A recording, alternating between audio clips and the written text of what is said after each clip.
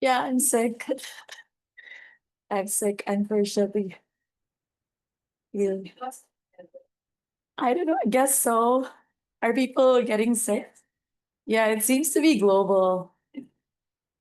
I have family members in Pakistan saying they're sick because of the weather change. And then I have friends in the US saying they're also sick because of the weather change. So it seems to be across the board. Hey.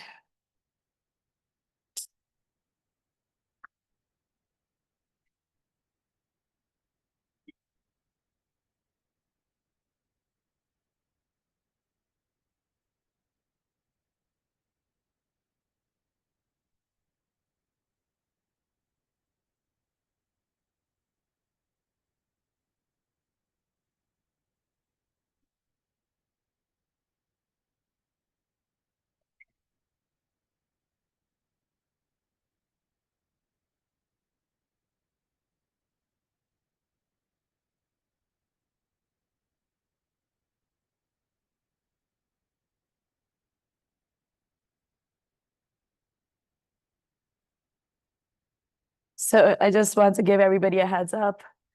I'm a bit sick. So you're going to have to put up with uh, my voice sometimes dying, unfortunately. But it is what it is. Okay, so let's start. Our session today is going to be a bit more global in scale in terms of what we're covering. But the uh, the focus is in both sessions is on trade, right? What do you understand when it comes to what do you understand is trade? How would you define trade? Yes, Judy, and then Zenith. In simple terms, ma'am, transactions. Transactions. Okay, Zenith. Yeah, to build on that, a transaction of goods involving two parties, for example, in this case, it might be transnational or even within one nation. Okay, so transactions of goods. I'm sorry, I don't know your name, but I saw you raising your hand. Yeah. You don't have, it's the same? Okay, Candy, yes. One can also say that to trade is to exchange. Exchange. So, yes, not only goods and products, but services as well. Okay, excellent. Yes, products and services. So Candy has expanded the scope a little bit more. Yes, KB. Same, Prof, but is an exchange of two um products or services of equal value. Like for example, if you're going to buy something, it is equated to this sum of money. Sorry, could you repeat that? The last part. Um, of equal value. Exchange of things of equal value? Okay. Okay. Sure. So let's say that there could be some equivalence there, right? I mean, I don't know. Sometimes when you have branding, things are not actually of equal value, right? Sometimes the prices are a bit inflated, but let's just go with that. I mean, we know that there's an exchange of things with value, right? Okay, I'm trying to share my PowerPoint. There it is.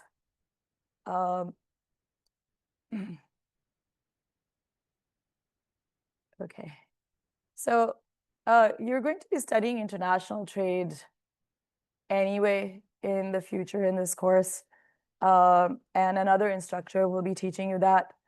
But the environment is a huge part of it. And I just want to give you some sort of a primer as to what it is and the system you're operating into, right? So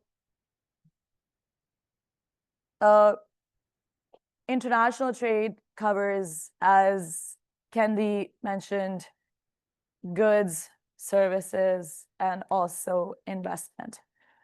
And international trade law works across national borders, works across international borders, and facilitates free trade. The current framework that we live in facilitates free trade, right? And while it facilitates, so the whole idea is that if there is no trade and countries are not interacting with each other, there are higher chances of war. If they're only interacting, if they only have local production, local everything. And so this fear actually comes from the world wars. Because prior to the world wars, there were a lot of protectionist laws within the United Kingdom, within a lot of different European countries. And so that led to isolation. And so the idea was that, if you have countries trading with each other, it means that they're actually communicating with each other and they understand each other. And so that's why you should have free trade.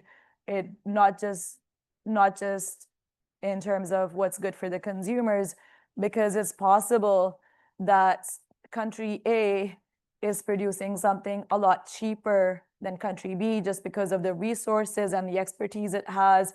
And so ultimately, it will benefit all consumers. Yes, Alex. Just an interesting thought, Prof. You mentioned that trade is an instrument to prevent war, but what we're seeing now in the world is sometimes trade can be used to instigate conflicts, as what the term, hence the term trade war. It's the first time I heard that it's a tool for peace, but what I'm seeing currently, it's being used as a tool for conflict. Yes, exactly, right? Like, so that's also one of the, it, so there's a principle of reciprocity that, you should actually have good relations with each other.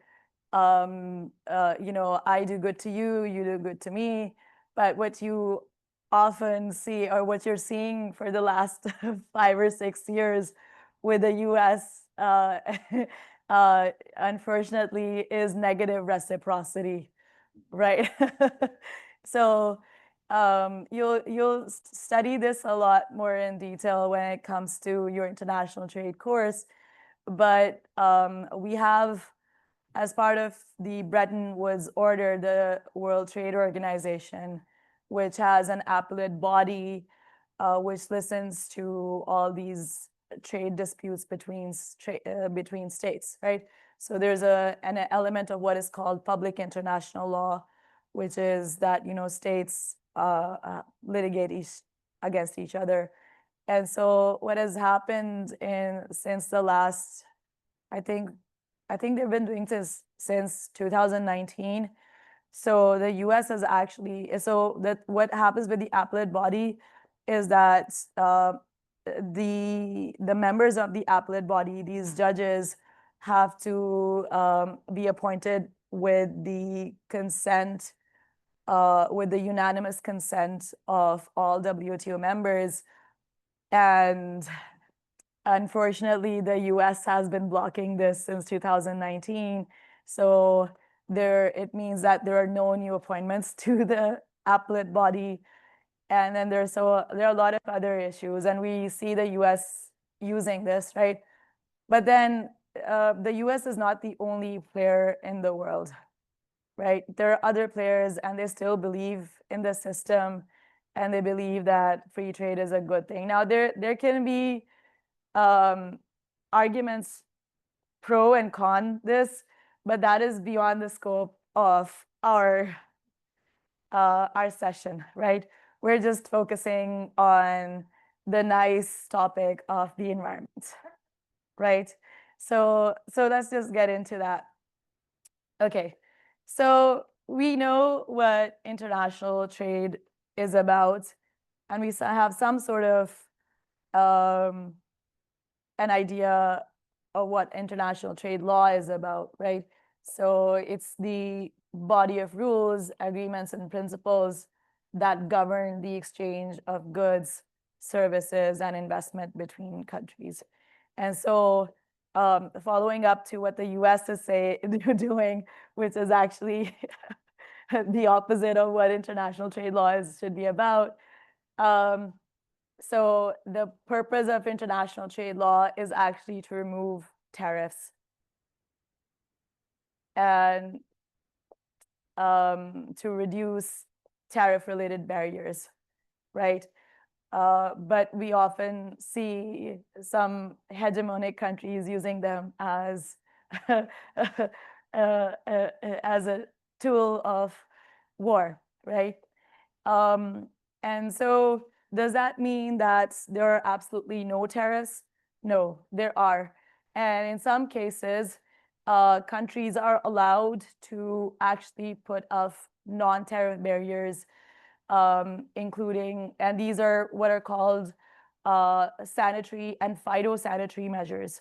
So these are actually in line with they could be in line with a country's environmental goals, right? So for example,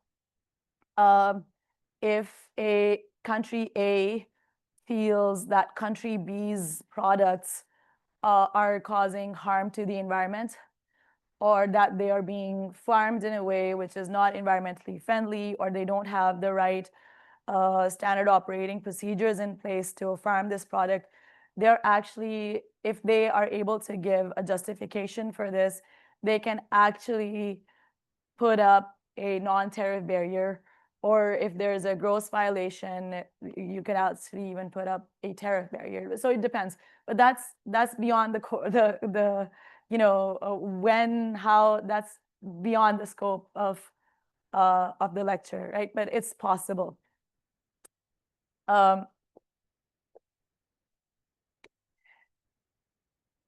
Okay. Any questions, comments on this? I hope you've understood everything. Any confusion, Andre?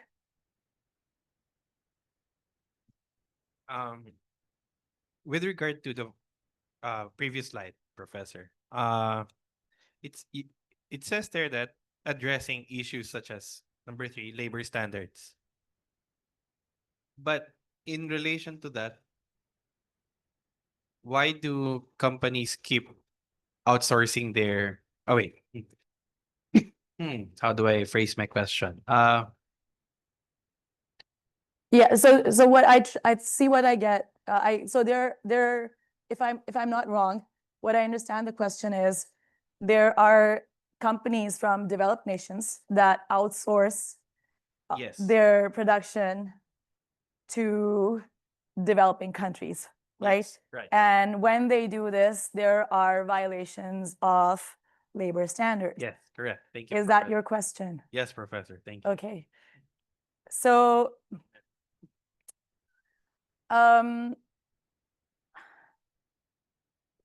that is the ideal, right? But it also depends on the treaties between those countries. If they want to have specific measures in place that are a bit higher. So we know that Cambodia had these concerns when it was isolated in one of the first bilateral investment treaties signed with the US was on this. But not all developing countries have this. In fact, there are very few developing nations that will put labor standards into place. Now, that doesn't mean that there should be no labor standards. There are laws that allows, like I was talking about the Foreign Corrupt Practices Act, right? There are due diligence standards in place that even if it is a developed nation, they can actually be held accountable back home. There are international labor unions, the International Labor Organization will get involved. But a lot of times, Andre, the question is really of capacity. And especially if you look at in the Philippines context, you will see that the government agencies don't have the capacity to go to every place and see everything, right? So there are funding issues and capacity issues. So that's a concern. I hope that answers your question. Yes, Professor. Thank you. If anyone has any personal insights on this, like AJ, I know you act as a mediator a lot of times for commercial disputes. Have you ever had to deal with labor disputes with international companies? Yeah, a bit a lot. Yeah, Could you just raise your mic a little bit? Yeah. yeah, a bit a lot. Yeah, between contractor and the employer, something like that. Okay. Professor. So how can you talk to us about a little bit about those specific cases, if you're allowed to? And I'm guessing the I would say a live project like Metro Manila Skyway. right. One of my project there. Our client is San Miguel Corporation. We're the contractor. The 5 years, it's actually a 3 years project, and then we get an approval of extension of time. But in between the duration of the project, the government, the Department of Labor, had some labor escalation clause. Labor escalation, and our provision of our contract has no labor escalation clause. So the laborers are demanding that the contractor has to pay back to back as per the mandatory of the government here in the Philippines. So now the contractor want to cascade it to the employer, and that's the dispute or the conflict now resolution that I was into. So was the employer a foreign company? Was there any foreign element involved in this? Well, the foreign is the funding is the investor. Right, the investors. It's a loan. It's a PPP project. Our employer is under a funder, which is a foreign funder, but he cannot cascade the labor escalation from the from the state government to cascade into the funder. That's why I asked you on my day one when I met you about this thing. When a funder is not is a foreigner, but the project is executed in a state where it has compliance with the labor laws, how can it be cascaded the funder through a variation or to amendment of the contract or something? So going back to your specific answer, yes, I encountered the same problem here for Metro Manila Skyway project. So just to get back to that, it depends on whether the foreign entity has a specific bilateral investment treaty with or a regional treaty with the Philippines, right? And it has specific labor clauses. As far as I remember, there are only like 12 treaties in general in the entire world that have these labor clauses in them. And so it depends, right? Like what's there, but it also depends on where the contractor is registered as a company. And so in some cases, you can actually escalate it there to their local courts.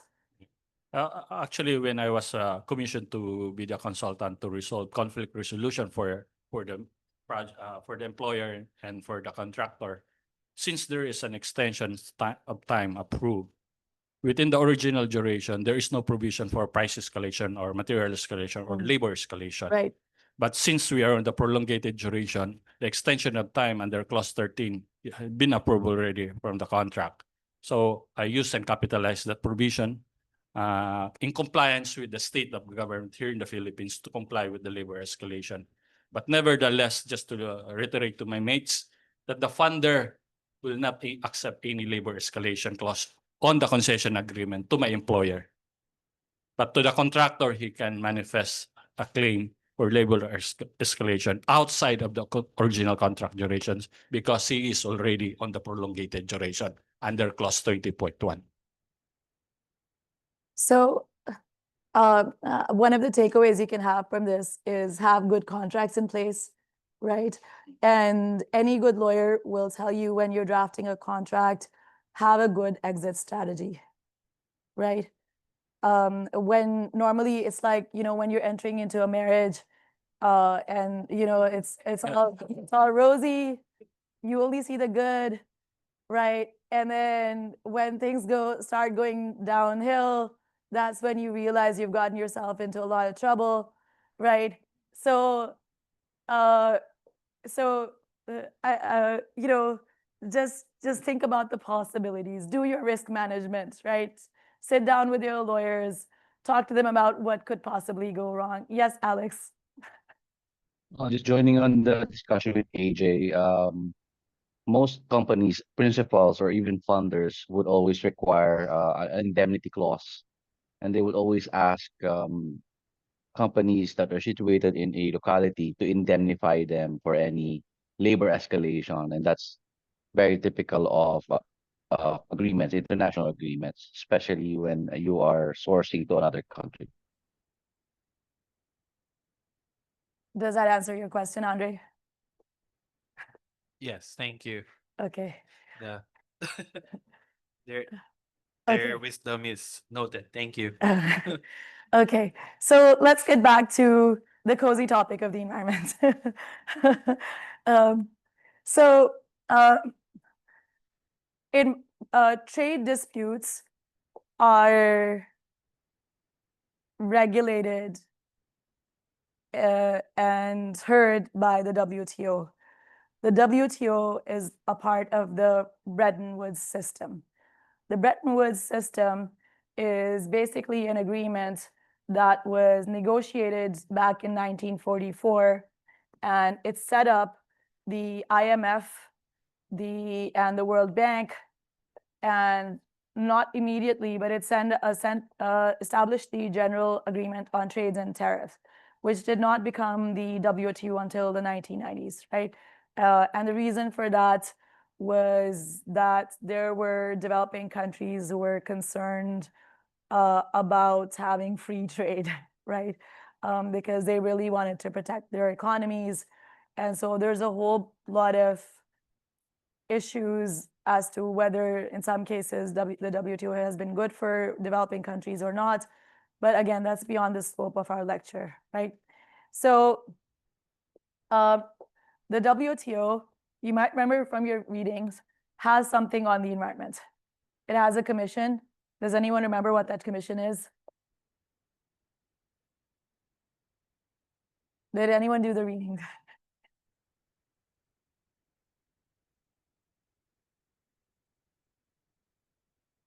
Nobody remembers? Yes, Senate. Is it the sites? Sorry, no, it is not site. That's the convention.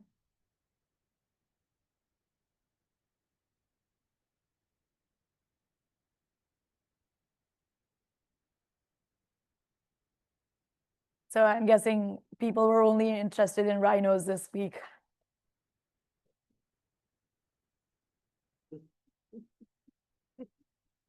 And nobody actually read the article that I gave for this session. Professor, Yes, Kendi. it's the WTO Committee on Trade and Environment, Yes. the WTO CTE.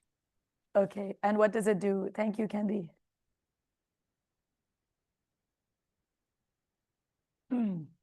It was charged with identifying the relationship between trade measures and environmental measures to promote sustainable development and make appropriate recommendations on whether any modifications of the multilateral trading system are required. Excellent. Good job. So that leads me to the next question. Is trade good for the environment?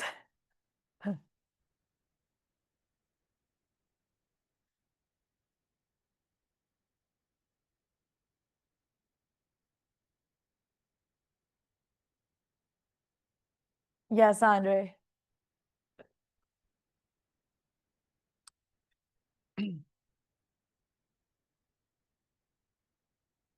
It can be good to the environment. can be good to the environment. It can be a tool to facilitate a more favorable outcome for the environment. Okay. And any examples of this where trade has been good for the environment?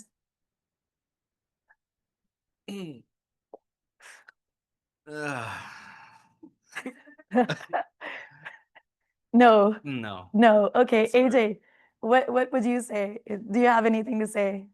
Because you work on these products, so um, Right, I didn't catch what I you said. was asking whether trade can be good for the environment. I think it would make sense to consider also trade can be, part of the,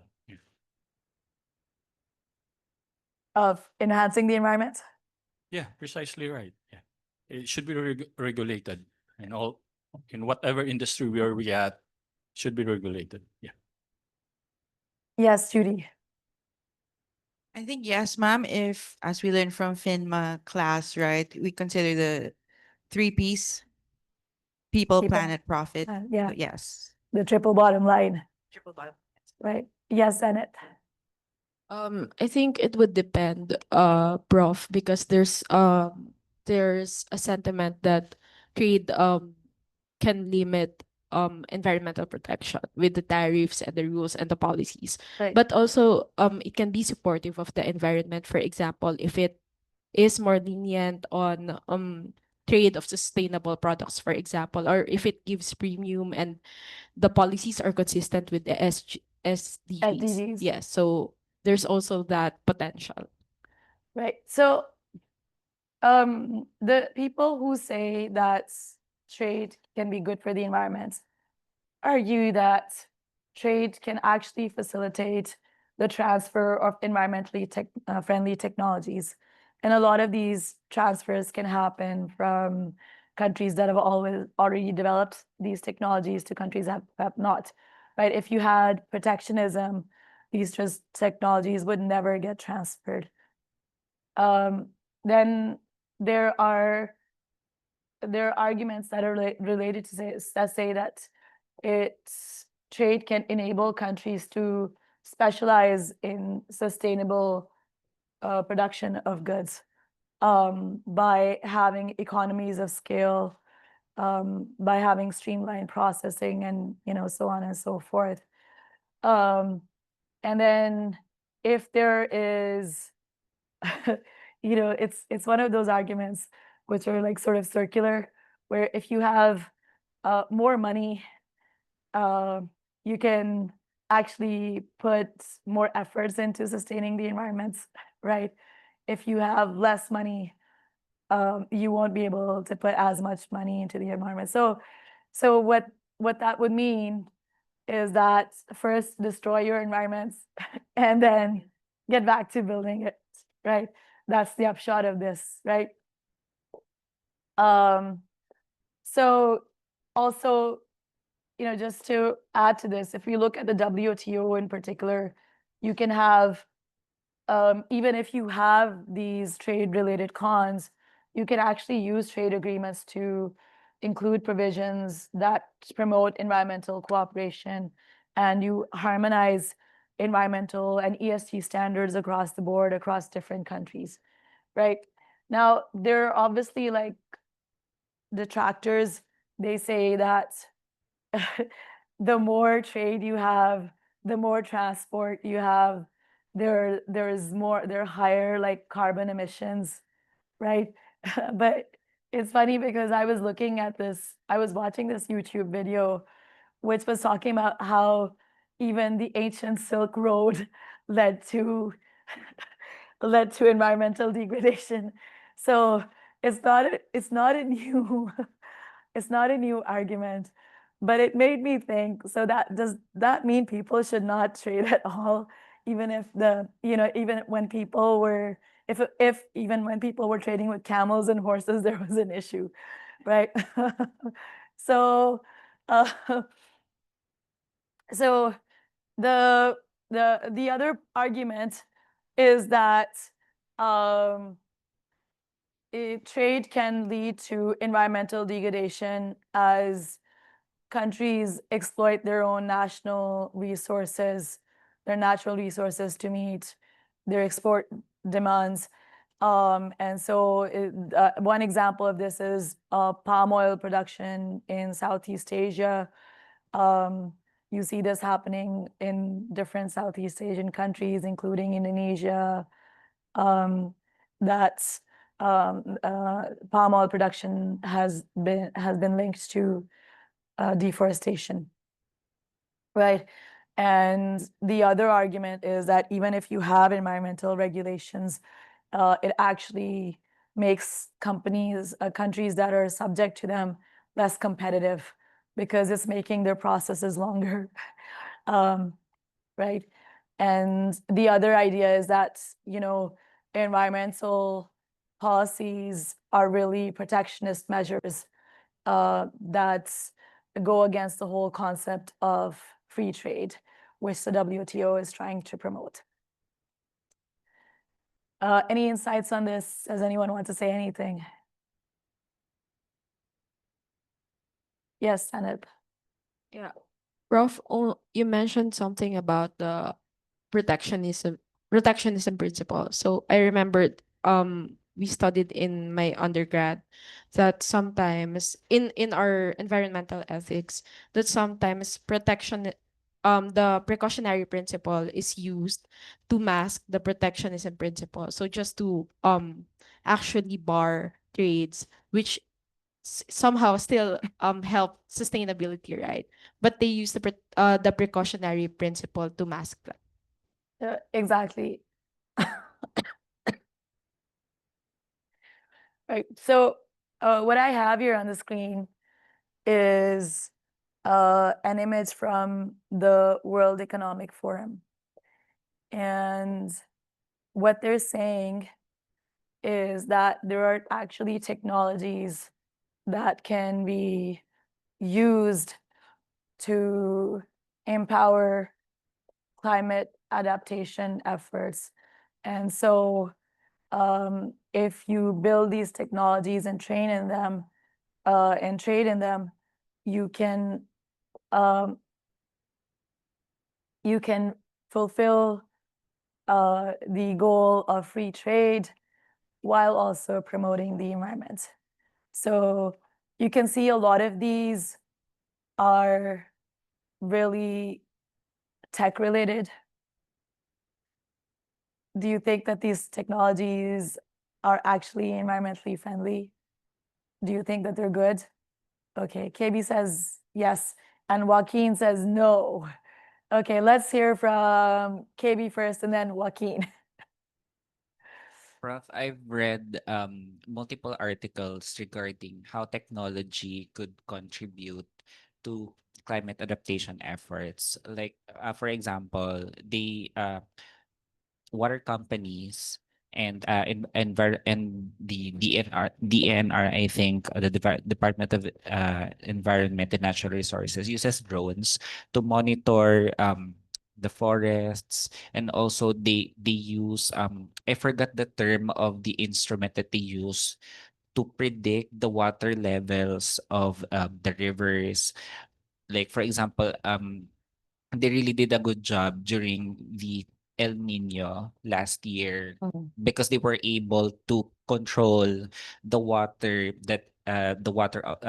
in the dams for sufficient water supply, not just for Metro Manila but for the entire Luzon region. Okay, so the upshot is yes, these technologies are good. Okay, Joaquin, why were you shaking your head? Technology like artificial intelligence, advanced computing, and IoT use a lot of energy. So means we need to rely more power for the technology to work. So uh, right now there's a demand of power for artificial intelligence and advanced computing. So I think yeah, they are helpful in a way that we can predict, but on what until what level? since as we progress, we also need power for them. Yes, that's a really good argument, especially with artificial intelligence, because artificial intelligence actually requires a lot of water.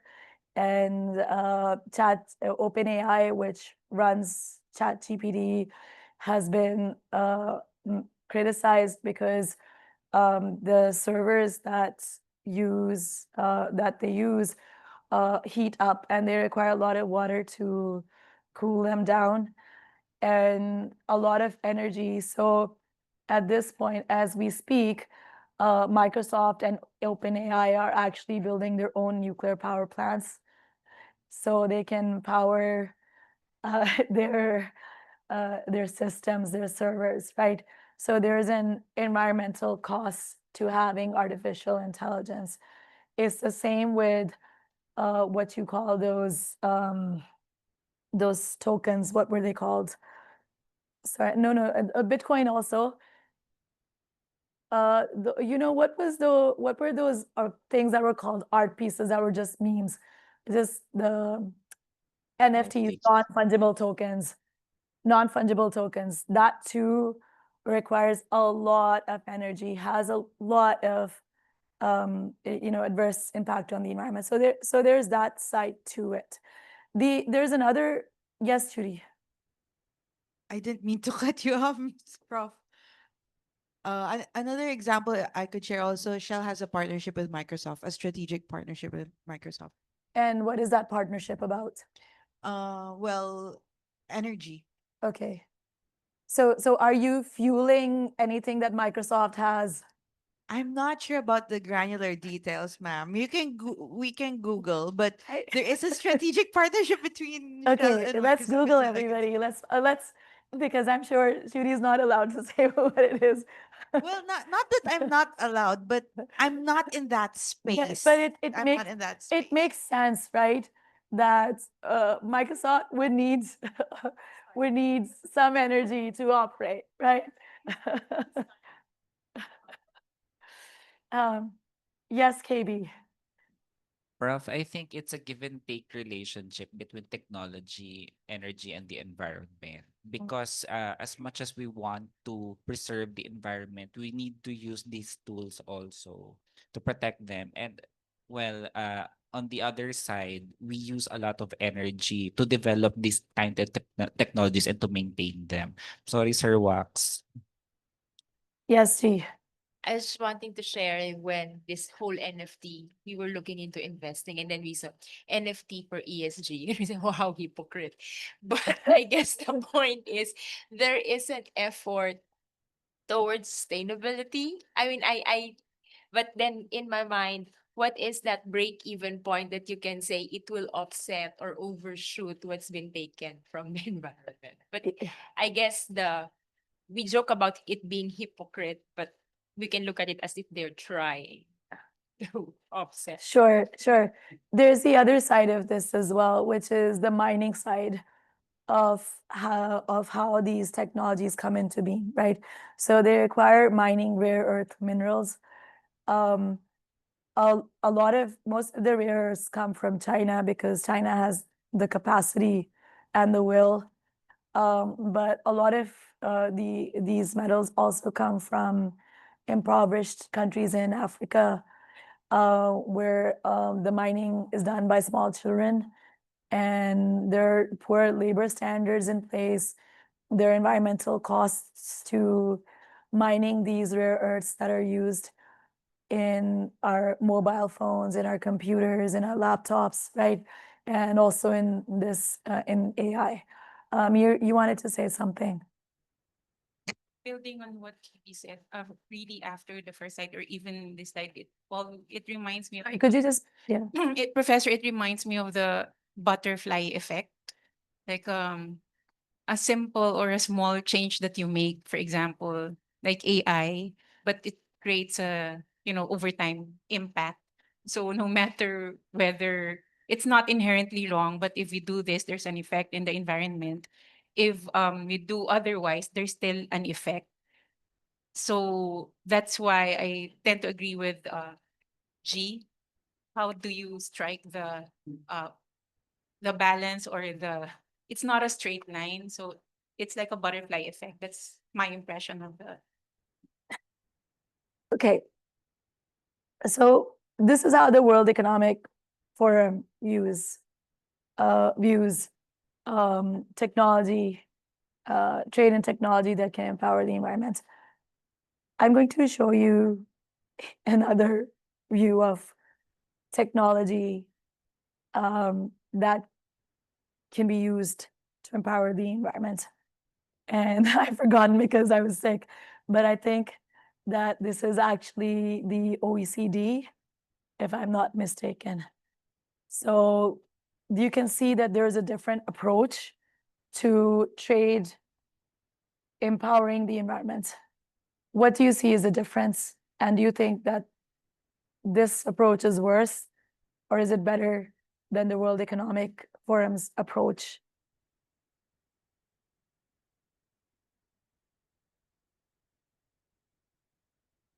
Let me actually do this.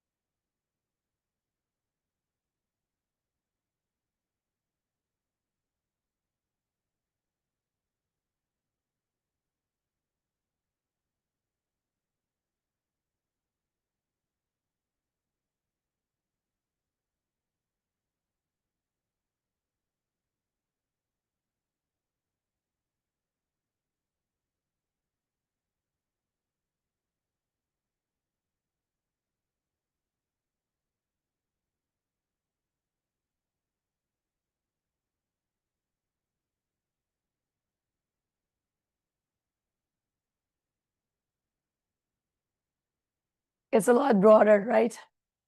Yeah. Do you think this is a better way to look at the environment? Environmentally friendly technologies? Okay. Why would you say that this is better?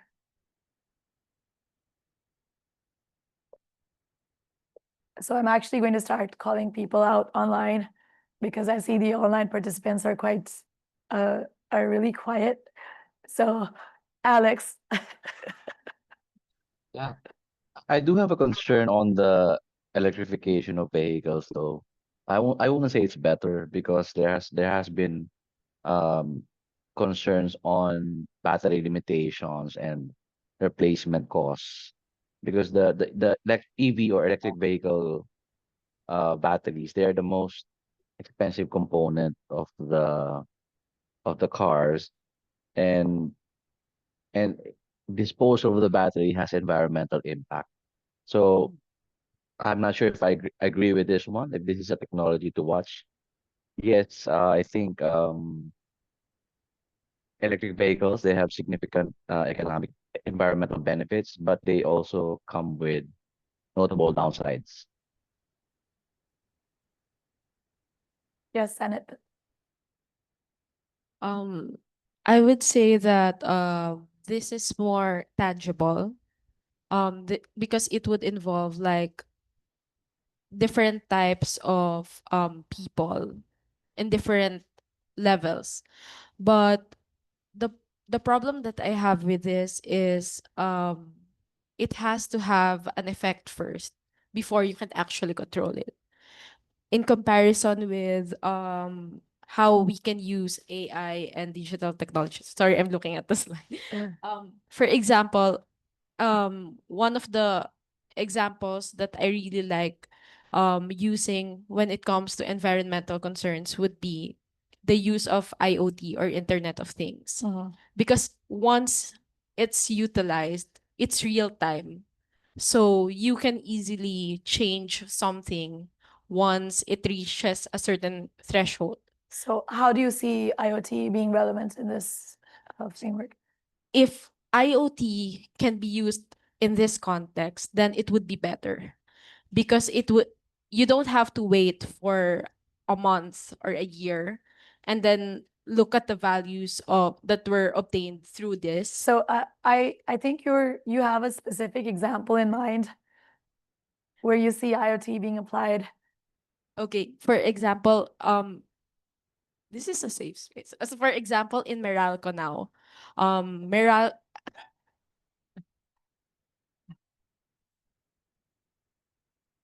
so Meralco has a contract with another private corporation, and it's because they're really they really want to gear towards sustainability. So is the private corporation also an energy company? Yes, Okay. it's not Shell. Not You're safe. You're safe.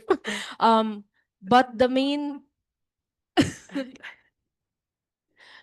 the main contract is about actually implementing IoT in every household.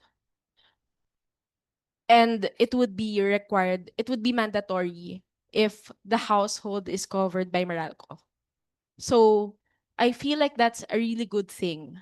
They started in the Philippines, Prof, we already have prepaid electricity. So it for example, in some rental houses, they have that because you can actually save electricity during a specific period of time if you just load it up with 1,000 pesos, for example. So Meralco wanted to have IoT because Meralco wants its consumers to be more conscious in their spending, or that's their press release. Okay. So you guys might know that I'm also teaching cybersecurity law, and I will not be teaching you guys cybersecurity law. It will be another instructor. But by the time you get to cybersecurity law, you will you will have a very different view of the Internet of Things, right? Because it's possible for your information to get stolen via the Internet of Things. Companies can actually get hacked, um, even if you even if the IoT is like a third-party provider. If a hacker wants to get into your system and you're, say, a cybersecurity company, they can actually even hack you through your air conditioning and your ink toners, your printers, right? So yeah, I mean, on paper, yes, IoT solves one problem, but it creates a whole set of other problems. So I mean, sure, you know, you could say it's good in one aspect, but whenever you get a technology, you have to look at the larger business context of whether it is always good, right? But I mean, let's just leave it at that because I don't want to get into cybersecurity law when we're talking about the environment, right? So, okay. So, uh, we know from our discussions so far that the environment is important, ESG standards are important, right? Um, and it's also important to uh, put your environmental goals into your trade policies when you are negotiating, especially if you are a developing country, because otherwise this will lead to exploitation, right? The concern that Andre had is a very real concern. So you will sometimes see trade agreements not covering, and most trade agreements actually don't cover environmental, environmental, don't have environmental clauses in them. And this has historically led to a lot of environmental degradation. So, for example, um, there's a Canadian company called the Hudson's Bay Company. At one point, the Hudson's Bay Company actually used to control most parts of Canada. It used to rule over them. Um, Just like the East India Company, the British East India Company ruled over most of the subcontinent at one point, right? The Hudson's Bay Company no longer does that, but it has different trade concerns, right?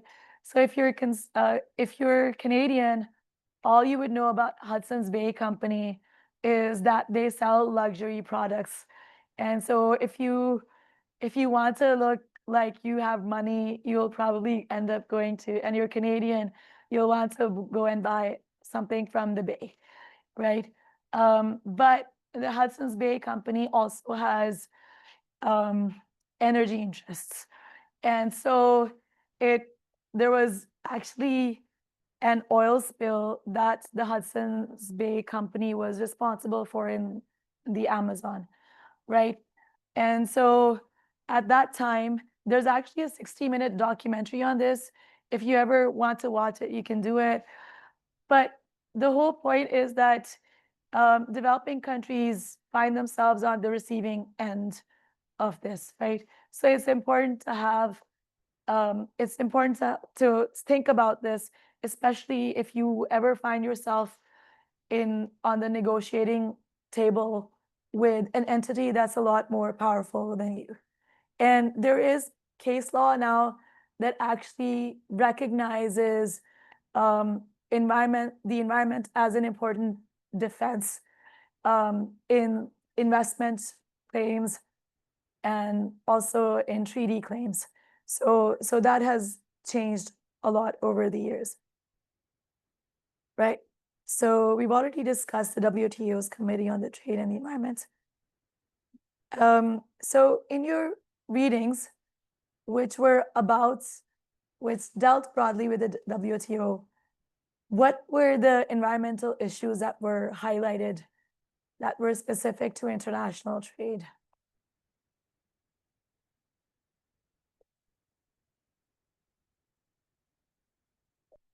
Yes, Candy. And then G. In the case read, it was discussed there about the subsidies given by the government to fossil fuel companies, so that I think the subsidy was given so that the fossil fuel companies would decrease their fuel price, and the backlash there was that the by giving the subsidies, the government is said to encourage further environmental degradation because of the environmental degradation that these fuel companies are doing. Excellent. Now, subsidies were mentioned in more than one context. Can anyone think of the other context?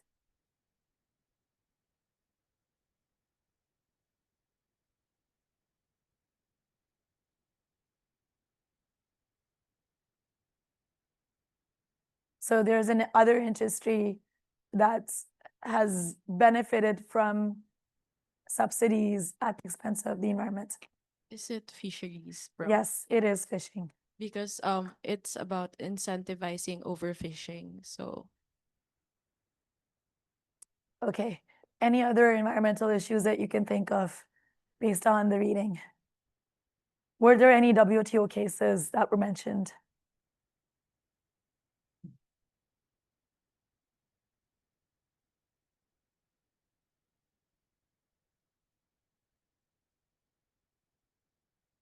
Yes, then. I like how you're encouraging KB to participate. Go ahead, KB. It's the tuna dolphin, bro. Yes, good job. Okay, what was that case about? A dispute between the US and the Mexico and the US. The case focused on the US embargo on tuna imported from Mexico caught using, I don't know how to pronounce this, porcine nets that could entangle and kill dolphins and other marine mammals. Right. And so what happened in that case? The dispute settlement panel favored Mexico, which argued the embargo was inconsistent with international trade rules, and its ruling was criticized by environmental groups arguing trade rules that were an obstacle to environmental protection? Okay, so in this case, there was a loss to the environment. Is that what we're trying to get at? In some, sorry, in some contexts. Okay, so what I could say is that it really depends on the strength of your arguments and the science behind this. Some of the first cases, you might recall me telling you about them, were at the WTO, were actually about the environment. One of them was the the US shrimp case, where the where the US and the Philippines was one of the countries that were impacted by this. Thailand was one of the countries. I think Pakistan also was impacted. So in that case, the US um, wanted to put trade restrictions on these countries and actually said that the shrimp that was coming from these countries was impacting sea turtles, like the way it was farmed, right? And so they're like, um, so they were saying that they're not going to accept shrimp from these countries. And so there were arguments about how not all shrimp farming is detrimental to the environment. A lot of times, the shrimp farming that is happening is really just very localized by small fishermen, small farms. But the US was successful, and it was also allowed, especially in the tuna dolphin case, to like to put labels on cans that said that was the tuna was dolphin safe, right? So it put like due diligence standards in place. Um, I hope that makes sense, right? Okay, so the WTO can actually be a good forum to have environmental claims heard in a lot of cases, and you have to make a good case though there. Sometimes there's a lot of science that goes into it, but again, that is beyond the scope of today's lecture, and I'm sure you'll cover it a lot when you actually get to international trade. Okay, so next question. If you were involved in any of these industries, such as the fisheries industry or the oil industry, how would you have resolved these issues?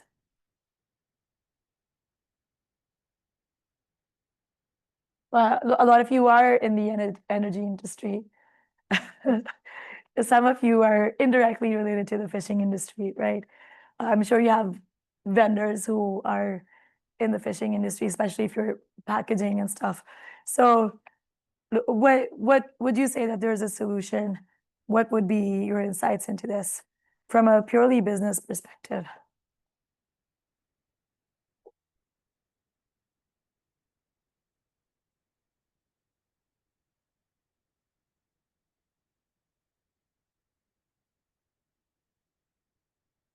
I can really see most people did not do the readings.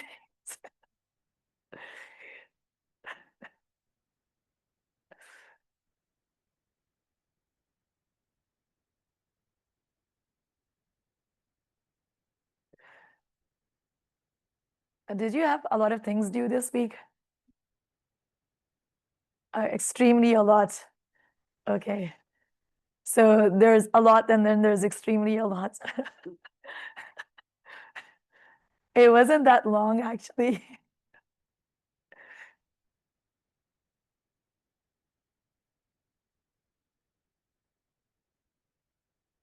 So I'll give you 5 minutes, okay? You can think about it.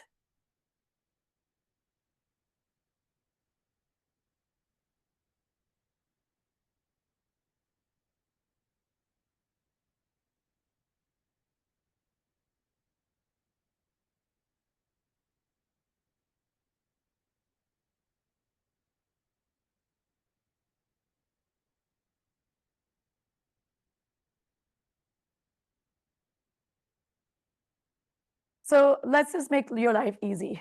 How about we have three LTs, right? We can, LT1 can focus on the energy industry, right? LT2 can focus on fisheries.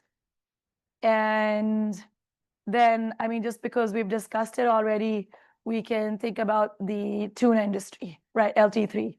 So you can discuss this and let's give each other 5 minutes and you can come back. So maybe we can have like their breakout rooms.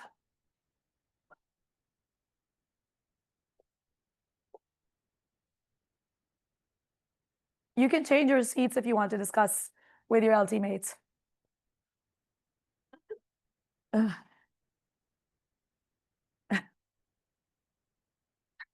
Emotionally difficult, physically challenging, mentally disturbing.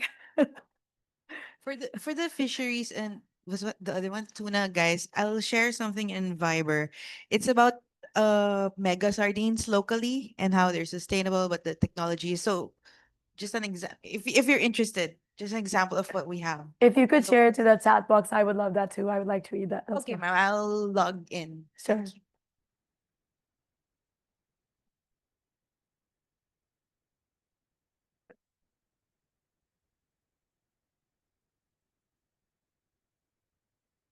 So the people in the fishing industry are dealing specifically with the subsidies, okay?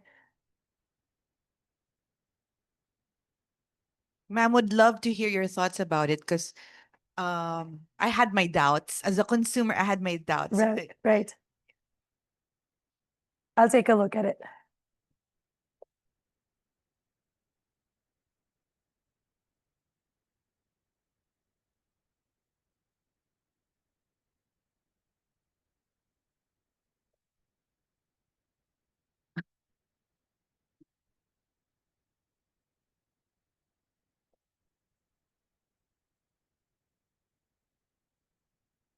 I think you can put a timer on it, like to start the time now, so they have 5 minutes.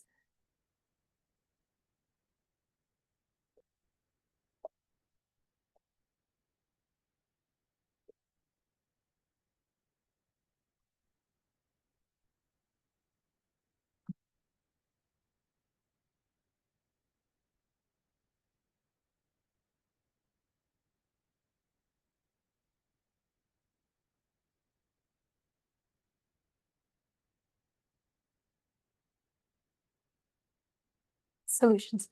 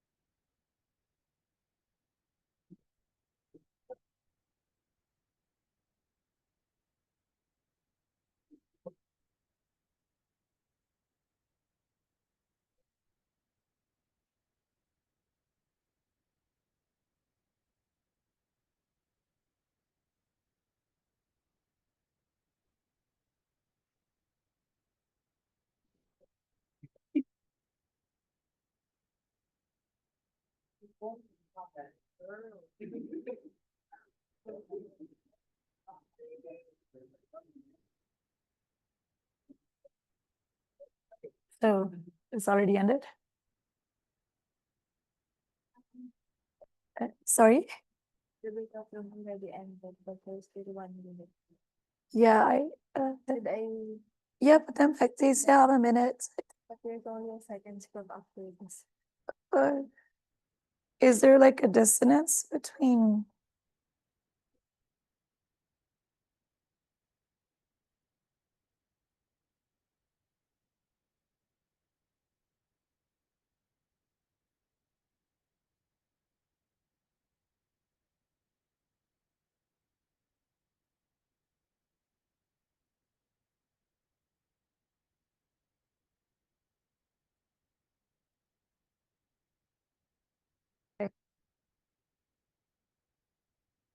Okay, so let's hear from you guys. I think the audio is an issue now. I'll have to change that. Okay, so who wants to go first? LT3? No, no, you can, it doesn't have to be formal. Prof, we did not have any presentation, but is it all right if I can just present to you verbally what we discussed? Yeah, I didn't require a presentation. I just want your insights. Okay. Okay, so for LT3, for the tuna fishing industry, what we discussed are the following solutions. So number one really is sustainable fishing practices. So under which we would possibly put or recommend for fishing quotas, a gear restriction. So when fishing, probably use a specific type of hook to fish only those that are under another solution, which is the sizing of the tuna fishes. So those tuna in an example in this size, okay to be caught, and then under those size, it should be it should not be caught. And then also we would like to recommend the open and close seasons so that fishes would, what do you call that, fishes would be able to recover, and the tuna moms I mean the tuna fishes would be able to reproduce and replenish the supply. And then next, aside from sustainable fishing practices, we also talked about regulating the ship or vessel in a way to reduce greenhouse gas emission. So I think Joaquin has the idea, but he was not able to share during the discussion because he was looking for it. There is this um, fishing vessels that uses bubbles. Maybe Joaquin can expand on that. And then finally, the third that we discussed is on processing and packaging technologies. So instead of using cans, probably we will use another type of packaging materials that is more sustainable to pack for the tuna products. That is Okay. all, Prof. Excellent. Joaquin, do you want to expand on that before I move on to LT2? About the ship, it's more on the technology of using micro bubbles. So it lessen the dragging of the ship, so it lessen the fuel consumption, so less carbon emission. Okay. So so I guess that's it from LT3. LT2, you had a somewhat similar, sorry, LT2. You had a somewhat similar, please don't mind me. I'm sick. I'm not quite all there. LT2, you had a somewhat similar scenario. And I'm sure some of you have a lot of experience with the fishing industry. So, what are your suggestions? And like, Yes, Prof. Some of our answers are also quite similar to the LT3's answer. so what's different? Um,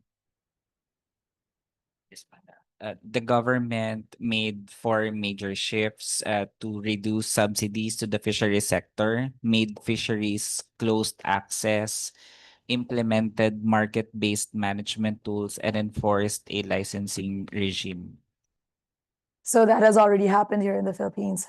No, that's actually the framework that we're trying to propose because that's the Okay. framework used in Norway.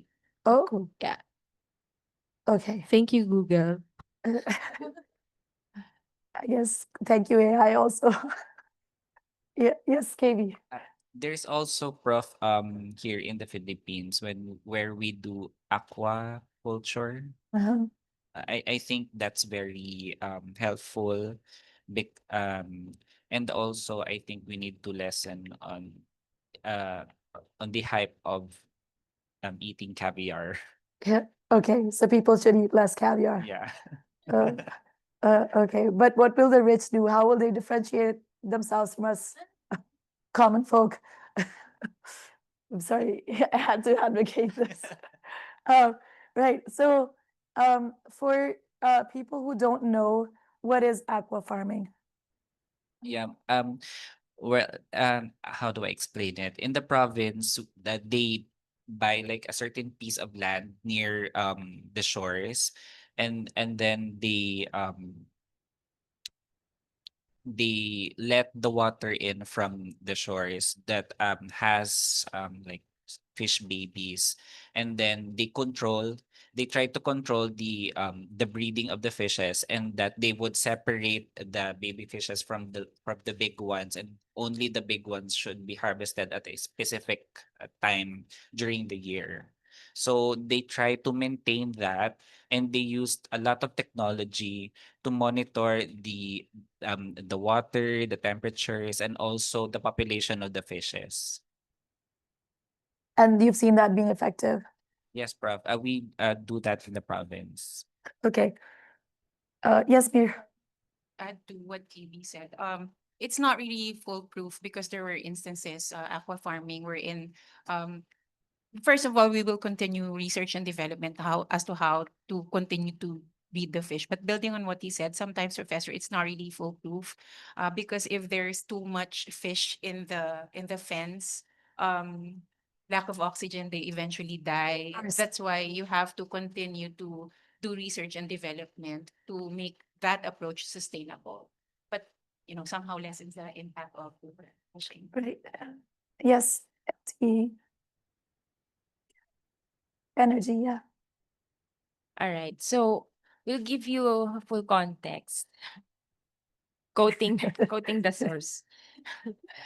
So the environment, I called a friend.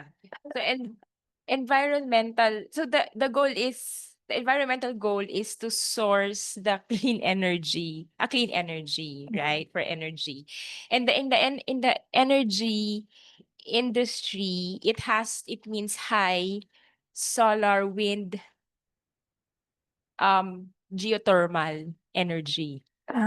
It's Viber, bro. But currently, most power plants are coal-fired.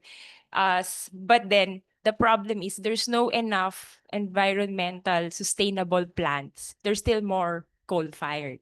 But you have to use the solar, the wind energy. Um, but you cannot just switch there because the energy companies, let's hide them in the name of Meralco, has certain SLAs to avoid power interruptions, brownout. So there are SLAs. So you really could not shift immediately to the environmental friendly. You still go to the coal powered because you have the balance. In linking it to the case, there's a lot of subsidies available anyway. So we cannot always blame funding for it. What our So resource you mean by subsidies, you mean for alternate.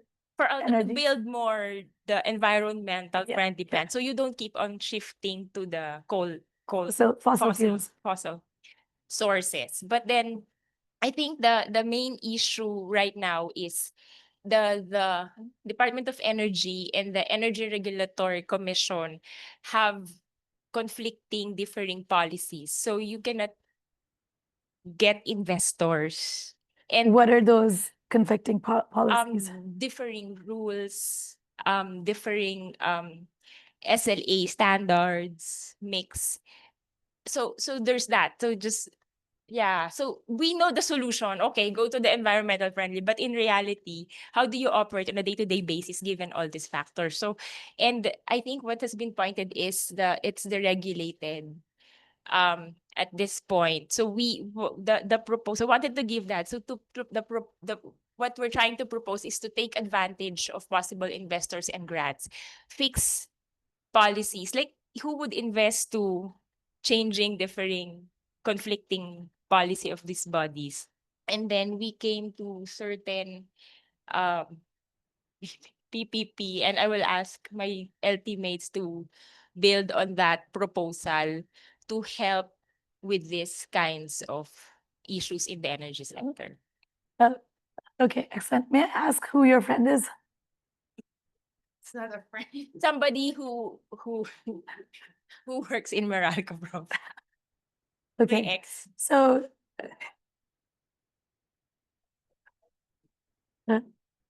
They are part of the I have to bring this up. So no, but they're it's sustainability has always been pushed on the executive team. So it's a reality. But then again, the day-to-day demands is getting in the way. So, and again, it's not funding, but again, I guess before I turn it over, the point is carbon neutral by 2050. Okay, you'll be carbon neutral by 2050, but getting there for all those you took from the environment, what is that ROI point? I don't think that's being discussed. You just, okay, carbon neutral by 2050. How about everything you've used up? When are you going to recover that? That's not being quantified right now. But anyway, the PPP solution by attorney.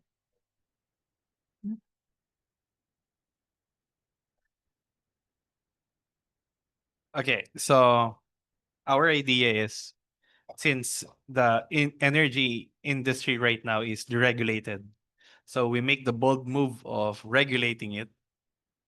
And then, of course, there will be an issue of funding because it's already been regulated. And so to attract investors, the right kinds of investors, we hope, we will encourage PPPs, or the public-private partnerships with these investors, and give them what's that? An incentive to to bring best practices that will be environmentally sustainable energy. okay, excellent. That's quite ambitious. Yes, it's it is. Okay, But then the realities is there are a lot of obstacles because of the deregulation, and so in the conflicting policies. So okay. So I know Judy wants to say something on behalf of the LT, and then after Judy, I want to hear what Janie has to say. Yep. Well, we also had a question. We wanted to assess if there is a capacity issue, and if so, where are they at? Basically, the general question, and we had Z in mind. Maybe she can answer for us in terms of the PPP landscape in the Philippines. Where are we at? Like, what can be said about the PPP landscape in the Philippines, and Yes. how to get to from being deregulated to regulated? Like, what does that journey look like? So Zenith, I think that's a question for you. Okay, before she says anything, I used to teach mooting and advocacy at one point. And one point I always emphasized to my students was when your opponent is speaking, please be quiet and listen. And unfortunately, what I've seen so far is you guys are not listening to the other side when they're speaking. Everybody has something important to say. So please make sure you're paying attention and being respectful to your classmates. Now, Zenith, what do you have to say? And then Janie, I know you've raised your hand. We'll get to you in a moment. Okay, so we already have PPP office here in the Philippines, and although their nature is not really adjudicatory now, it's more of policy.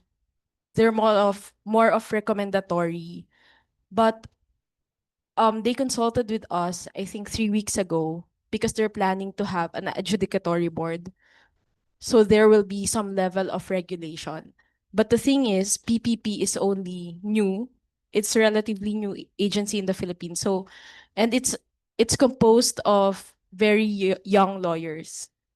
So they're still trying to like learn the ropes of the PPP code. So the capacity issue is age related mostly. Yes, but Prof, they're already considering. I mean, I think it's a big thing already that they're considering to have an adjudicatory board, because once they will have an adjudicatory board, they will have some level of control and regulation, um, regarding and involving some stakeholders. Yeah, and some level of enforceability, Prof. Okay, Sounds exciting then. sounds exciting. Yeah. Could you speak into the mic? So we can build that plant. But I can defer to Janie first and then I can add. Yes, Janie, please share your insights. Yes. Firstly, take care, Prof. Your voice looks really weak right now. Yeah, just to add up with my team's speakings. So for the energy part, I think the subsidies, for sure, the WTO, the whole world, they should phase out the subsidies regarding those coal power plant or fossil fuels energy plants, and then they should redirect the funds to the renewable part. For example, in China, the Chinese government, they put the subsidies on the renewable power plant at early 2014, I think. Yeah, it's really encouraged the private companies to invest in this like rooftop solar energy or the factories rooftop something, yes. And on the other hand is that the WTO carbon tariffs on those high emission imports. I think this gonna also make the coal power plant or the future powers, yes, because anyway they're gonna retire it, yeah. So does China also have carbon tariffs in place? Derek, you Yes. know, Does China also have carbon tariffs in place? I know the EU does, right? you are mute.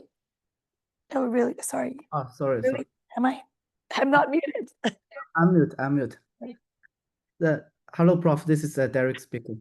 Yeah, China now we have a carbon tariff in place actually. We have our own like platform of the renewable energy certificate, which will be I think will be reflect the carbon tariff. And meanwhile, I just want to add up on our classmates mentioned about the renewable energy. Actually, renewable energy for sure is the best way to provide the sustainable energy, right? But why the coal-fired power still existing, and we still have the long terms to go because of the technology, because such as the solar project, the wind project, which are all interval energies, which cannot provide you 24 hours sustainable powers. Actually, we still need the batteries to be the backup. But for now, the battery storage price is extremely high, and this is some obstacle that we have. To explore the renewable energy as the mainstream. Yeah. Okay, excellent. So one thing I want to add, because we don't have a lot of time. Sorry, I know Dodi's like, what on earth is happening with her voice? I'm sick.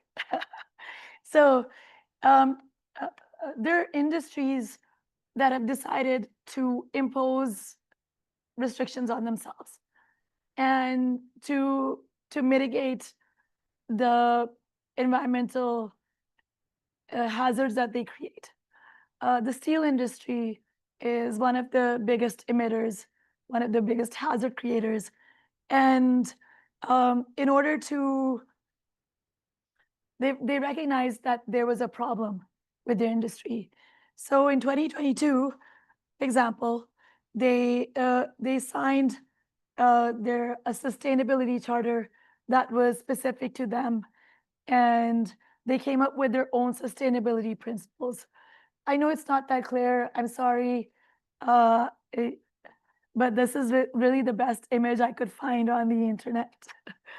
um, but you can see, like, they're talking about pursuing innovations, proactively addressing climate change issues, maximizing the efficient use of resources, um, so on and so forth. Um, and so this is something that um, other industries can also implement, right? If they come together, if they have their own industry associations. Now, in general, when we talk about environmental measures and international trade, there are specific bilateral investment treaties that different states are coming up with that have the objective to address climate change. And one of them is the uh, agreement between Singapore and Australia. And the whole purpose of this is to have free trade, to foster trade uh, uh, in goods that are environmentally friendly, are environmentally sustainable, right? And they have their own standards, their own for this. And this was enacted just a few years ago in 2022. So they really set the standard for what is possible for um, trade in the environment, right? I know, Dodi, you feel sorry for me, but I have to do what I have to do. um, okay, so there are FTAs that can, or foreign trade, free trade agreements that can include environmental programs. Some of them already do.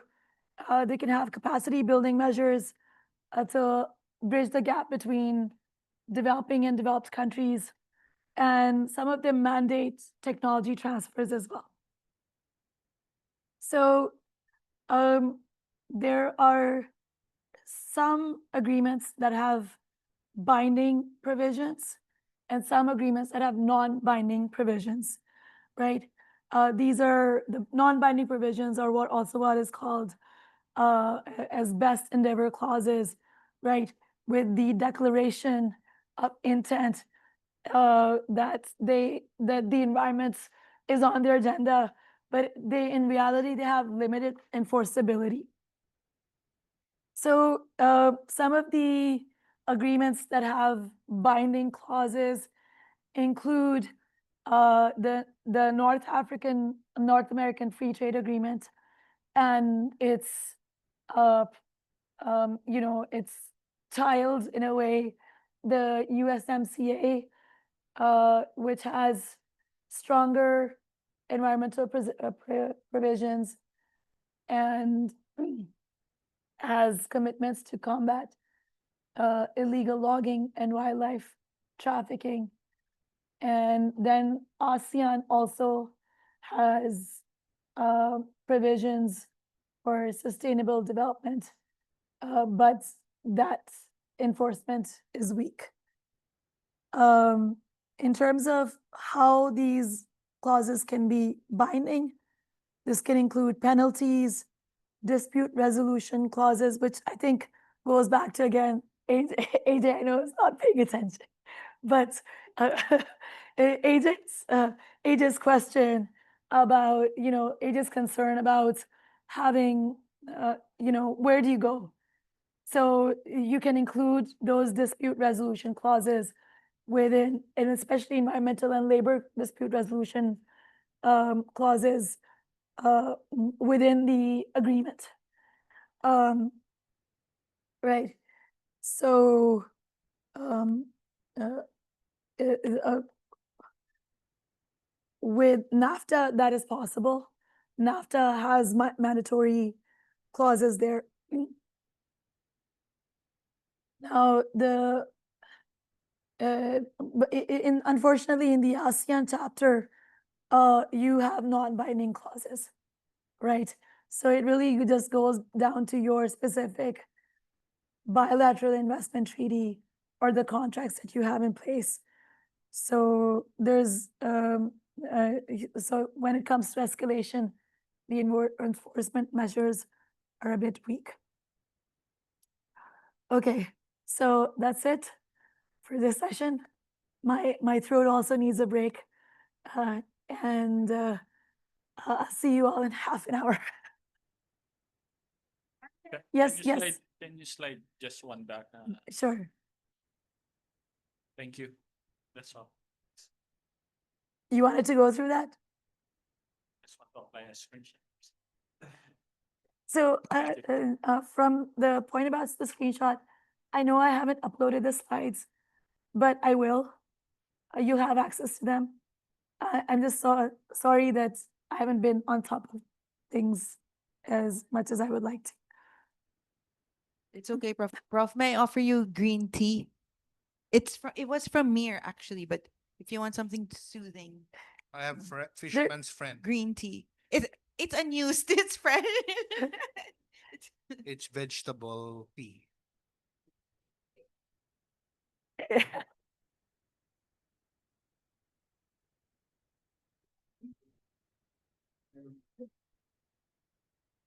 And it's packed in paper, not in plastic wrapper. I taught ESC last year, and then I was teaching another course to the same cohort, and I had been to Pakistan in the meantime, and I got candy. And the first thing they noticed was that the packaging was not sustainable. But I think I just gotten it from the airport at the very last minute.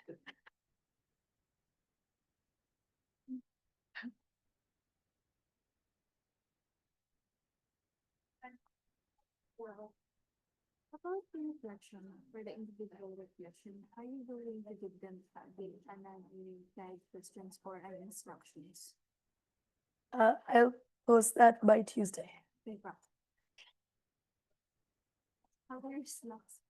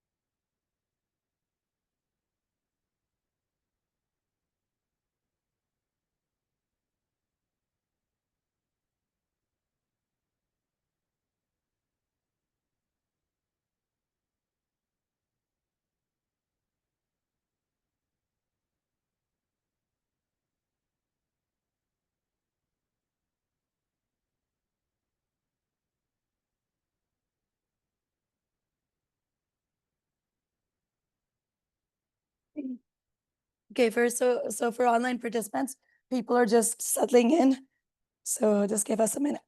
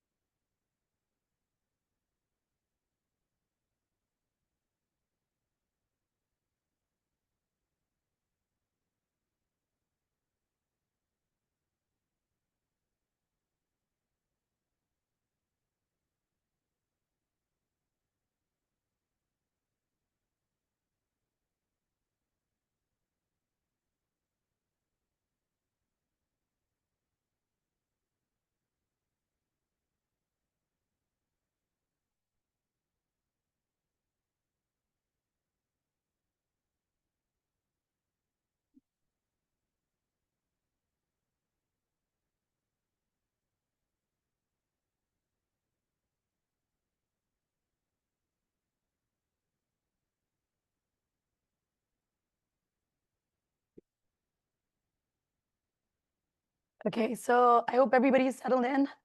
All good? Okay, just give me one moment. Here's an update on the last two. Okay. So let me just share my screen.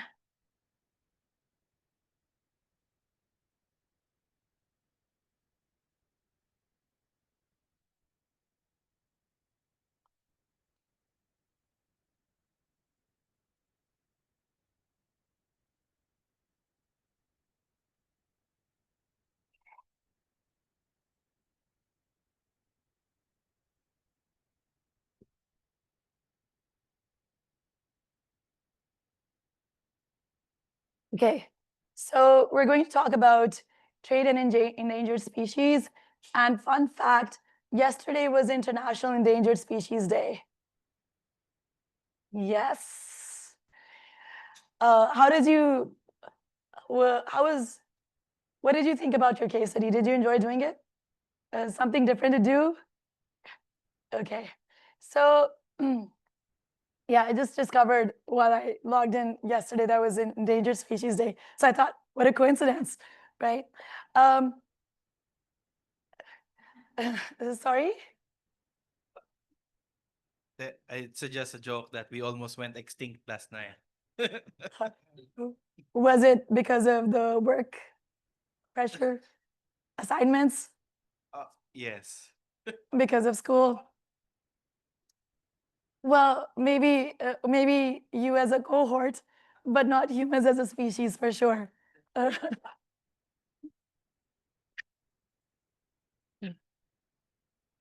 Okay. Yeah, humans are not going extinct anytime soon. Okay. So um, we're going to focus in this session on the intersection of international trade law and the protection of endangered species by focusing on the rhinoceros horn trade. But we're eventually going to, meander into Philippines territory because the Philippines is one of the most biodiverse places on the planet. And trade in endangered species is also an issue that the Philippines deals with. And I think KB will eventually have something to say about it at some point. Okay, so while we go through this session, our key concern is going to be how do we balance economic interests, legal frameworks, and conservation imperatives.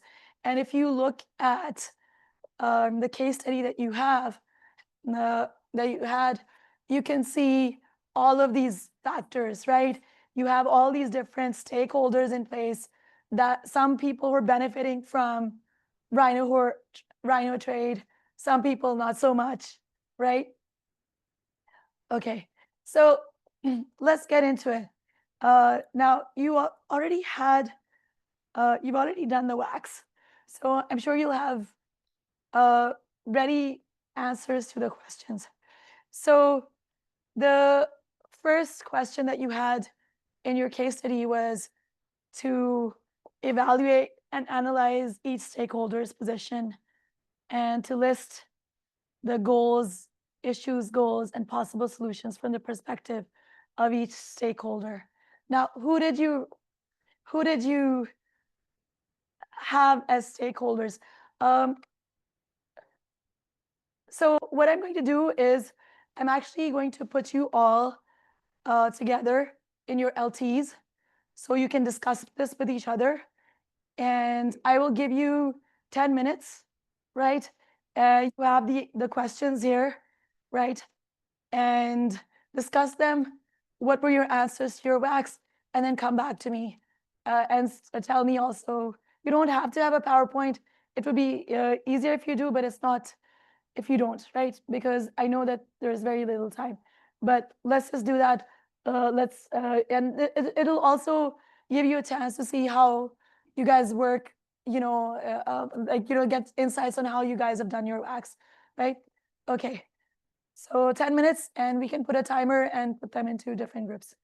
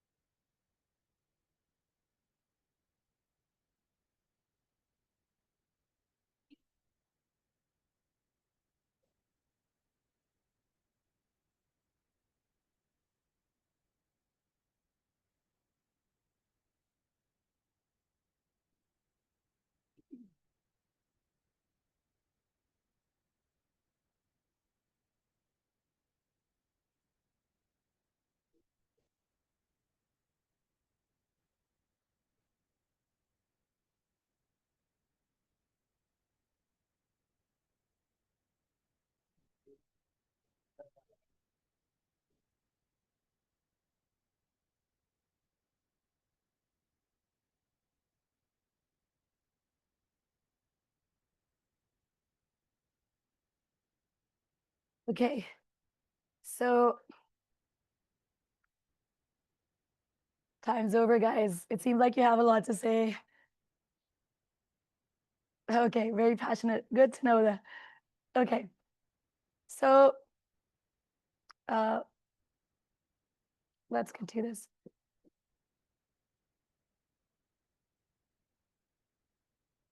Okay, let's get to the questions.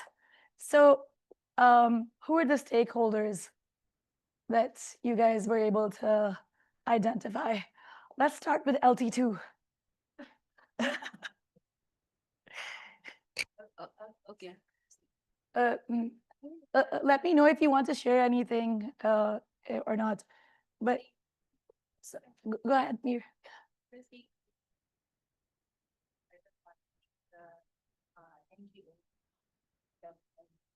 Right. These guys listen to them. Okay. The government, the local community, and The poachers. the poachers. The poachers. Okay. The consumers. Okay. Um, you guys, We have 13.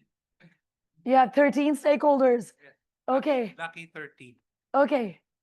Number Do one, tell us. number one, particularly helping rhinos. Rhinos. Yes. The rhinos are the most important stakeholders. You Yes, guys ma'am. missed that? Themselves. The rhinos are a stakeholder. How many of you actually put that in the whack? Just one person? Yes. So Andre saved you there. Thanks, Andre. Okay. Okay. Yes.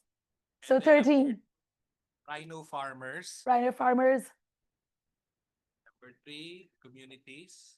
communities. School children, including school children and local folks. Can the online people hear? Hear? And the- No. What? Oh, sorry, what sorry. you- I will have to come nearer. Right. Okay, next one is government administrations. The Mhm. corrupt people. Mhm. Not all, but many. Mhm. Constitutional Court of South Africa. Of course. Yes, ma'am. That had to be it. Environmentalist. I'm assuming that was your original suggestion there. Ma'am. I'm assuming that was in your whack, Yes, ma'am. given your experience. Okay. Okay. And then the hunters, which are not the poachers. Hunters, not the poachers. Hunters is are separate from the poachers. That's what we meant.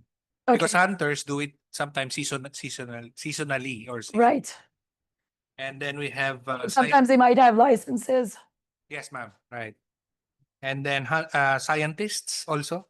They Mhm. also are stakeholders because their object is pure scientific inquiry. And then we have other NGOs as a group. Okay. And then we have poachers and scouts. The poachers do the killing. The scouts do the watching. Mhm. Yeah, not the Boy Scouts. These are different. There's just the scouts who go. Okay, sorry. And then we have they did not like my joke. So cut the joke. And then we have the dons, Sorry? dons, Dons. Yeah. and Okay. couriers and their partner. Of course. Of course. The dons are the one who control the trade Of by course. phone, and other technology, and then the couriers who bring the horns to the customers, and then the customers, of course, in Vietnam. What's the other country? Right, it's China. Yeah, okay. And another one pa. And then also, and one of the most important are the state parties to the sites. State parties, the countries that the state form the parties. sites. Yes, So those are 14. team. Okay, Thanks, ma'am. okay, let's hear it from the last LT. Do you have anything new to add to this? Actually, they already mentioned it all. But But for us, so just to summarize our discussions, there were 7 categories that were of stakeholders that were mentioned. So number 1, the government, and then number 2, scientists, environmentalists, and researchers. Number 3, scouts, poachers, dons, terrorists, and other traders in black market. 4, rhino farmers. 5, the South African community and community-based anti-poaching units. 6, helping rhinos organization and the other NGOs and their donors. And then 7, the consumers in Asia. Of course. So that includes China and Vietnam, as was mentioned. Okay, excellent. Good job, everyone. Okay, so what were the issues, goals, and possible solutions from the perspective of each stakeholder that you were able to identify? Yeah. You haven't really talked about. Okay. We discussed it, Prof. For example, for helping rhinos and even most of the stakeholders, Right. they want to preserve the rhinos. They just have different reasons. For example, they want it for poaching. Others, they really want to preserve it because they don't want it to be extinct. So, but do we have to discuss everything? I mean, okay. So Give us an overview. okay. So for helping rhinos, it's to um their issues are their number one, the rapid decline of rhinos. Number two, they have difficulty in retaining volunteers, and they're experiencing donor fatigue. And number three, the shift in the stance on the legalization, which would necessitate change in their rhinocation, which is a big part of their program. So the goals that we identified are, number one, they want to prevent rhino extinction, and they also want to spread awareness and education about rhino, which is rhinocation. They also want to treat helping rhinos as a business to ensure long-term viability. So it's a big part of our answer as well. They also aim to work with the local communities, which also forms So by they, you mean the NGOs? the helping rhinos, yes. Okay. And implement 7-part strategy. The possible solution, we have different solution because we have different stand. But the possible solution from the perspective of helping rhino would be to legalize trade and use the intelligence of black mambas obtained during their anti-poaching efforts. Usually the techniques and tactics that the poachers use. The Bush Babies project to focus on community engagement and actually use the local communities to implement it, and to help them and be empowered, while using rhinocation as an avenue to provide educational programs. So these are all aimed at securing sustainable funding to reduce reliance on traditional donors and collaborate with local communities as an economic alternative. Okay. And what about you guys? Do you have other stakeholders that you want to talk about?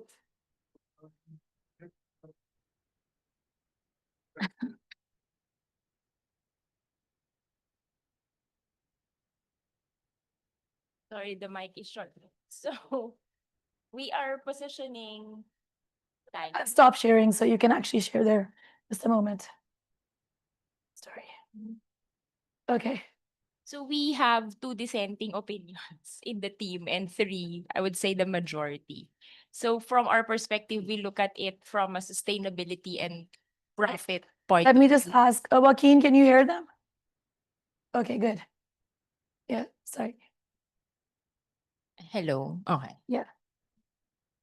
Hello. I have to go near to attorney. So You don't have to push him out. all right. So for so it's the sustainability and profit mix, and we place, I mean, we position them according to their in I agree with Z that, I mean, she is like positive on it. We said the common issue is extinction. So I think all of them agreed to agreed to that. So we are generally, majority of us says legalize with certain threshold. Like we we kind of say how many rhinos, like reproduction and all that. So we allow certain thresholds, certain rules, and then fixed amount so the black market cannot thrive. And then use the Helping Rhinos NGO for info cascade, not just like the typical info cascade, but kind of to get buy-in of everybody, that they get incentivized if they report poachers, and even promote politicians who are supportive and kind of give sort of negative publicity to the corrupt one. So in essence, that's how we position. Okay, so let's hear it from the last LT. Yes.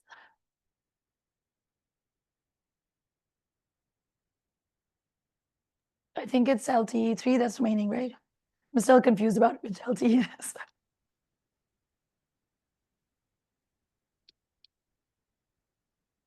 It's LT3, right?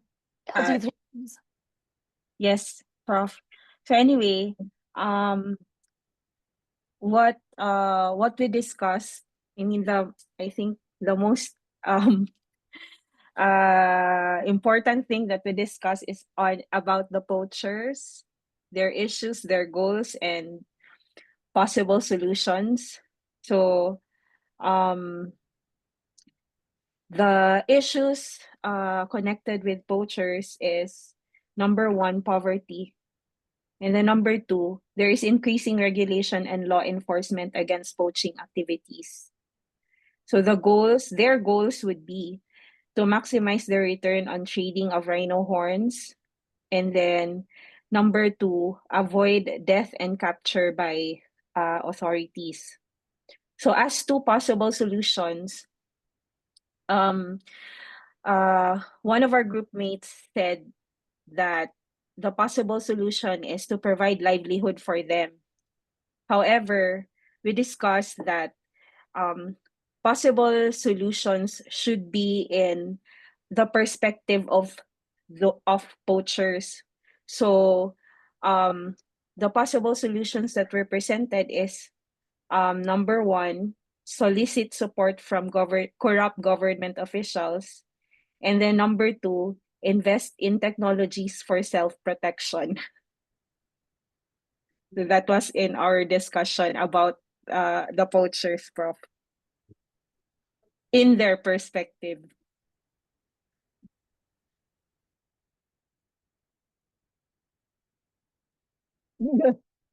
So just to share, Candy, that getting support from corrupt officials is from Joaquin. Actually, it's from me.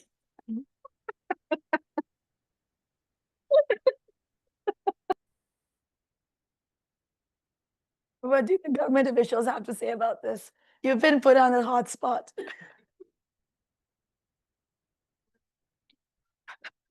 We have a few government officials, right?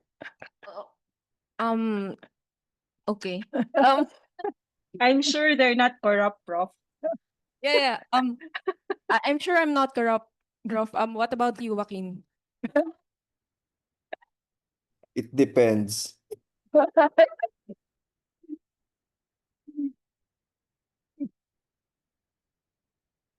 about you, Dodi?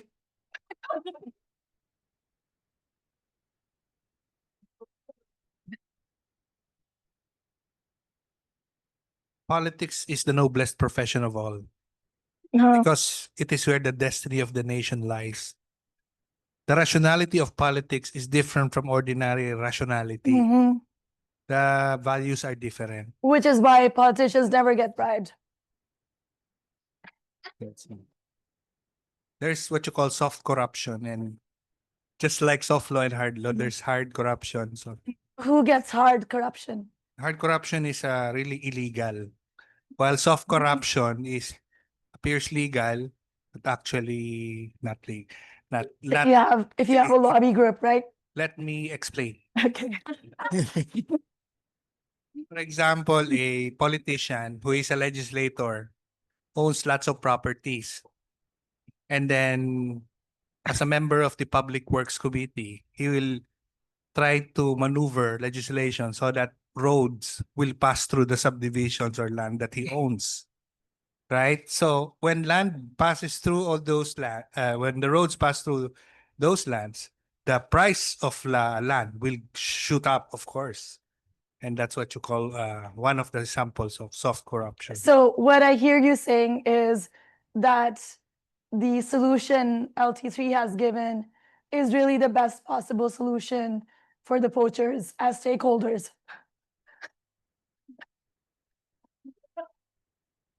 I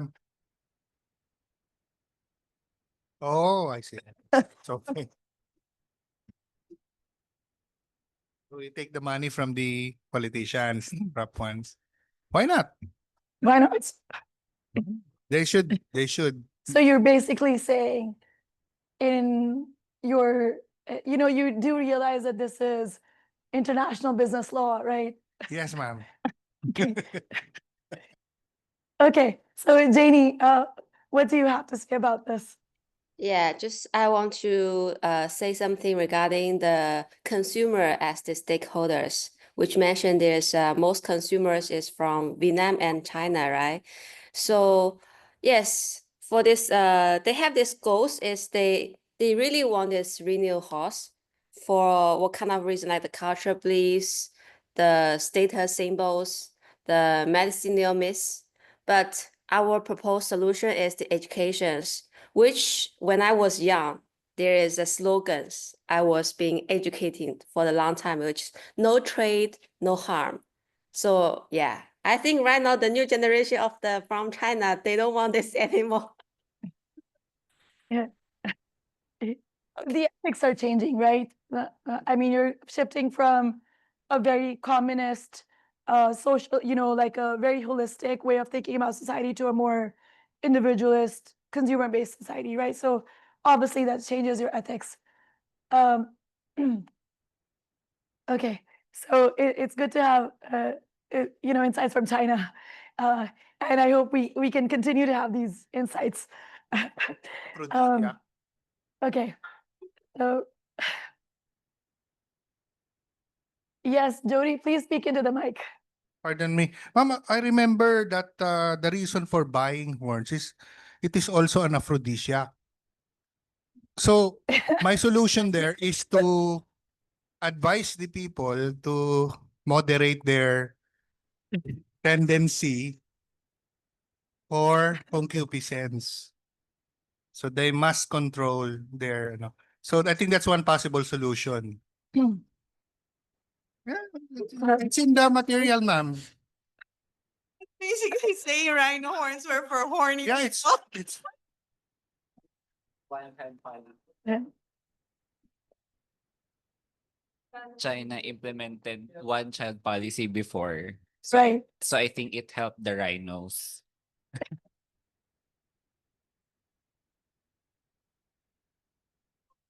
should be to change I have nothing to say. to change the worldview of those. It is what it is. You said, Prof, it's a fun assignment. It was a fun. It is a fun discussion.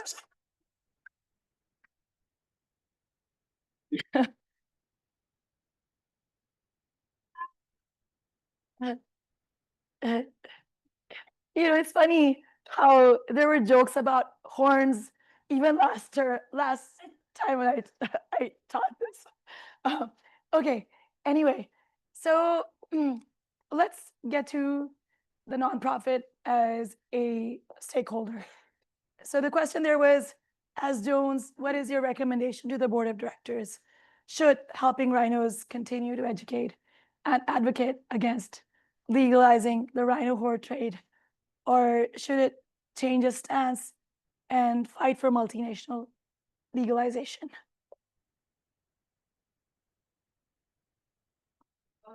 Prof, in our LT, we had two different answers. So Carol and I are actually pro legalization, Right, and KB and Pierre are anti legalization. right.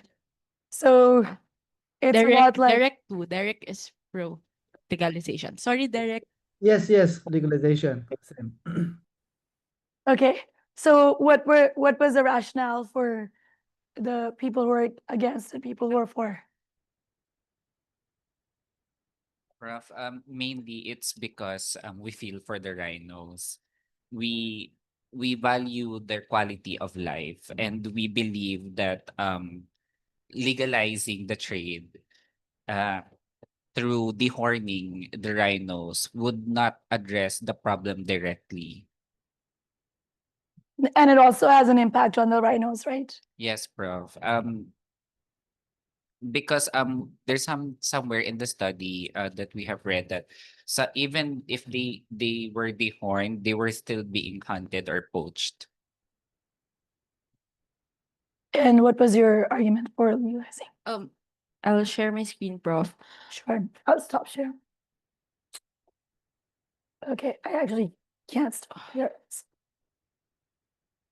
Go ahead. So me, I made a pestle impact map, but only because I feel like there will always be negative in whatever choice that we choose, there will always be a negative impact. So it's a matter of actually in which choice do we maximize the benefits. So for me and Carol and Derek, we see that it can be controlled. For example, the high demand and prices in status during that time, the high demand and prices drive the illegal market. So once it's controlled, the price will actually be regulated.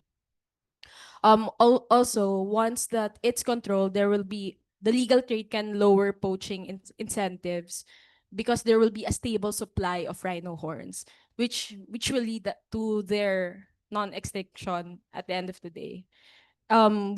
Since there is also an opportunity to capitalize on technology, innovative tools may ensure that horns will be sourced legally.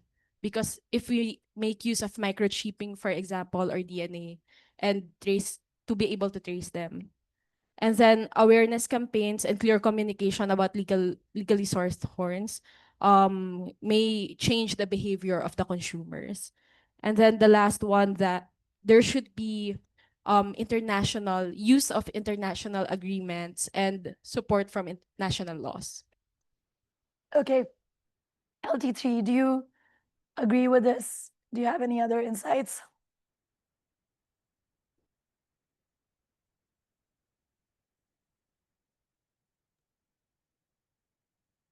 Nothing?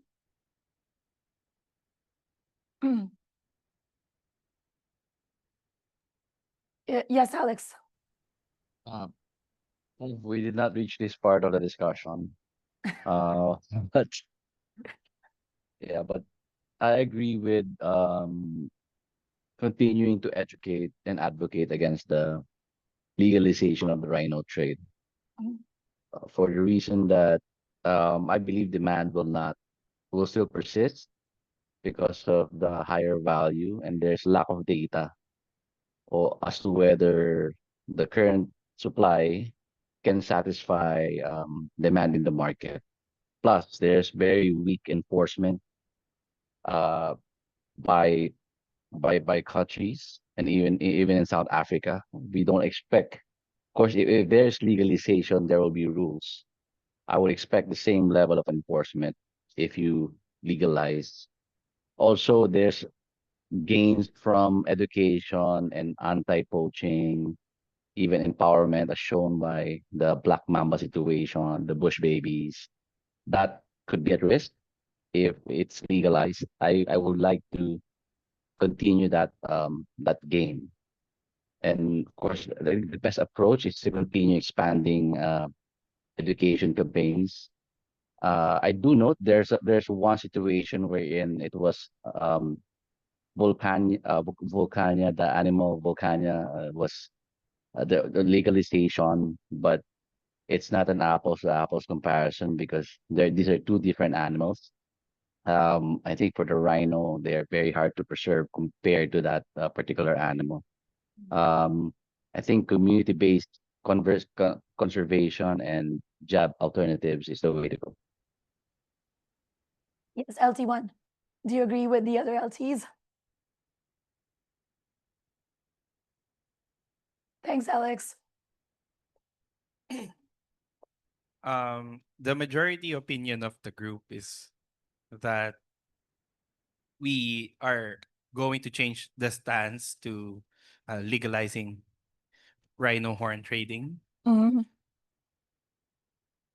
But there are, of course, there are dissenting opinions in the group. But this is the majority. But So the it's not majority, 2 by 2, unlike LT3. it's 3 versus 2. Okay. Yeah, 3/2. But we recognize the value of the opposing view of the minority in our LT. That is exactly what a lawyer would say. It's true. That's the second that's the second statement, ma'am. The sentence. It's true. Okay. Okay. So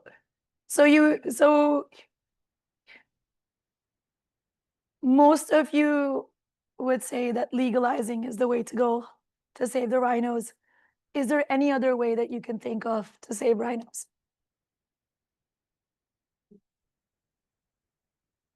Yes, Mir. We share the same. The solution is to stop it, Oh my God. Professor. To stop it all together, because when we were contemplating about it, it might take time to really resolve the debate whether to legalize it or to not legalize it, because we are pressed for time. Yeah. If the data is correct, they will already be extinct by 2026. That's whether it was the study was 2 years ago or now. We're pressed for time. So the main goal of everyone is to save and protect the rhino. So stop it altogether. That's why we share that. Time is a real issue. Yes. So, just so you know, the male rhino in the case study already died a few years ago. Only 2 females, their mother and daughter, and they're not able to reproduce. They're incapable of doing that. Sorry, Professor, to interrupt. Just to continue, because we are pressed for time. Now you're telling us there are no more, and there are so many stakeholders benefiting from this. But at the center of all this is, of course, the rhinos.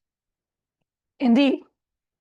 Okay, I want to show you a video about another animal that was near extinction, and there were some conservation efforts, and maybe we can discuss whether the conservation efforts can be helpful to rhinos. So just one moment.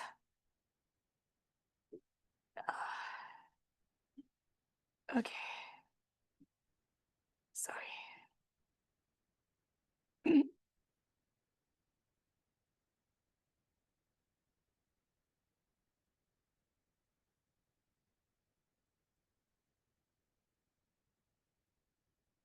So this is an animal called vicuñas, and they're based in Latin America.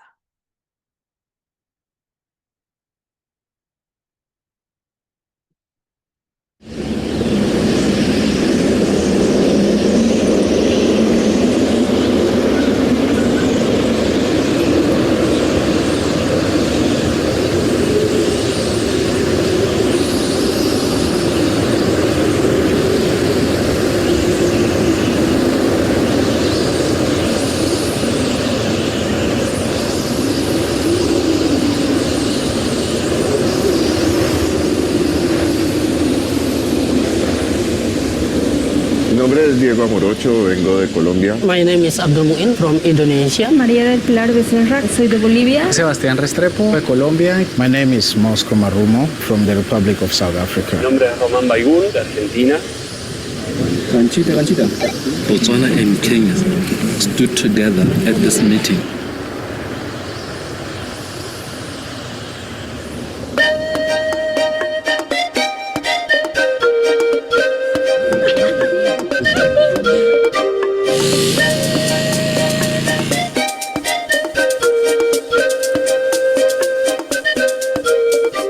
I think that the beauty of CITES is that it's about cooperation between all countries within the world that have signed up to the convention.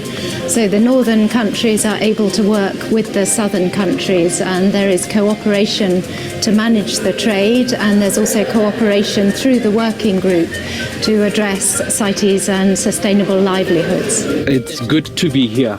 I'm happy to see all your happy faces. You look very hopeful. Para muchos de nosotros es la primera vez que vemos vicuñas, para algunos es la primera vez que están en Perú.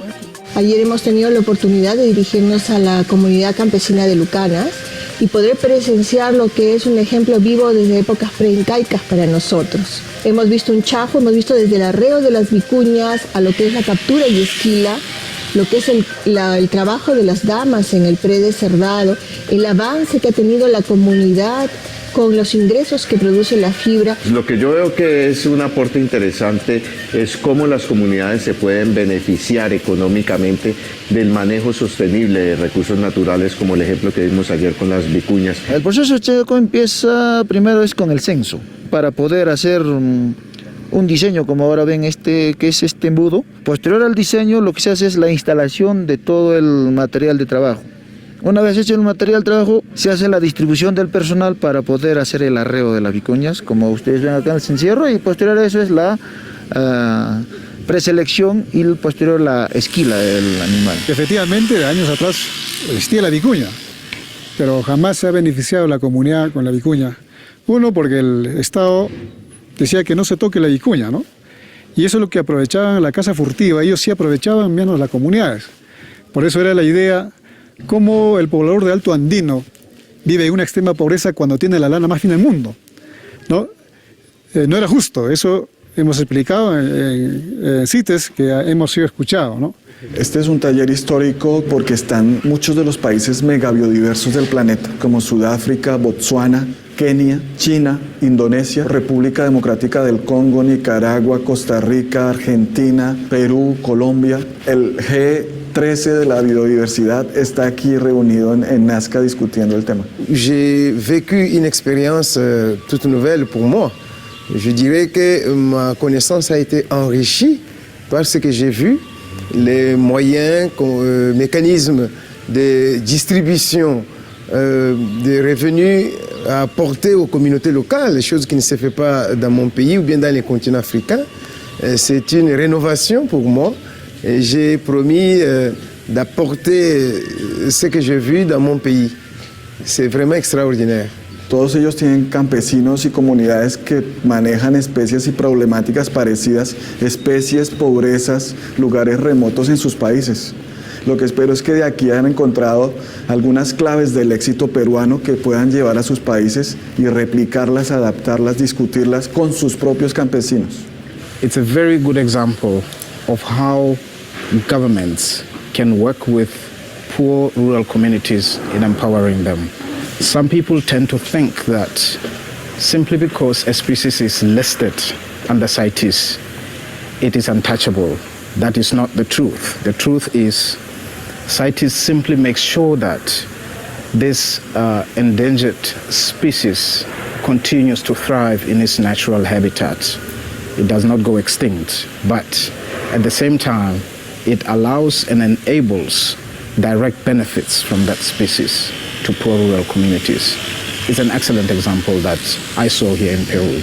I was very impressed with the issue of Vicuna and how the communities have been organized to promote sustainable management and conservation of vicuñas. Nosotros cuando hablamos del tema de los medios de subsistencia, siempre insistimos en tratar de que la mayor parte del beneficio se vaya destinando cada vez más a las comunidades, tanto las indígenas como las comunidades rurales o campesinas. Cuanto más se avance en la producción o en el objeto producido de la cadena de comercialización, el beneficio para la comunidad local es tanto mayor.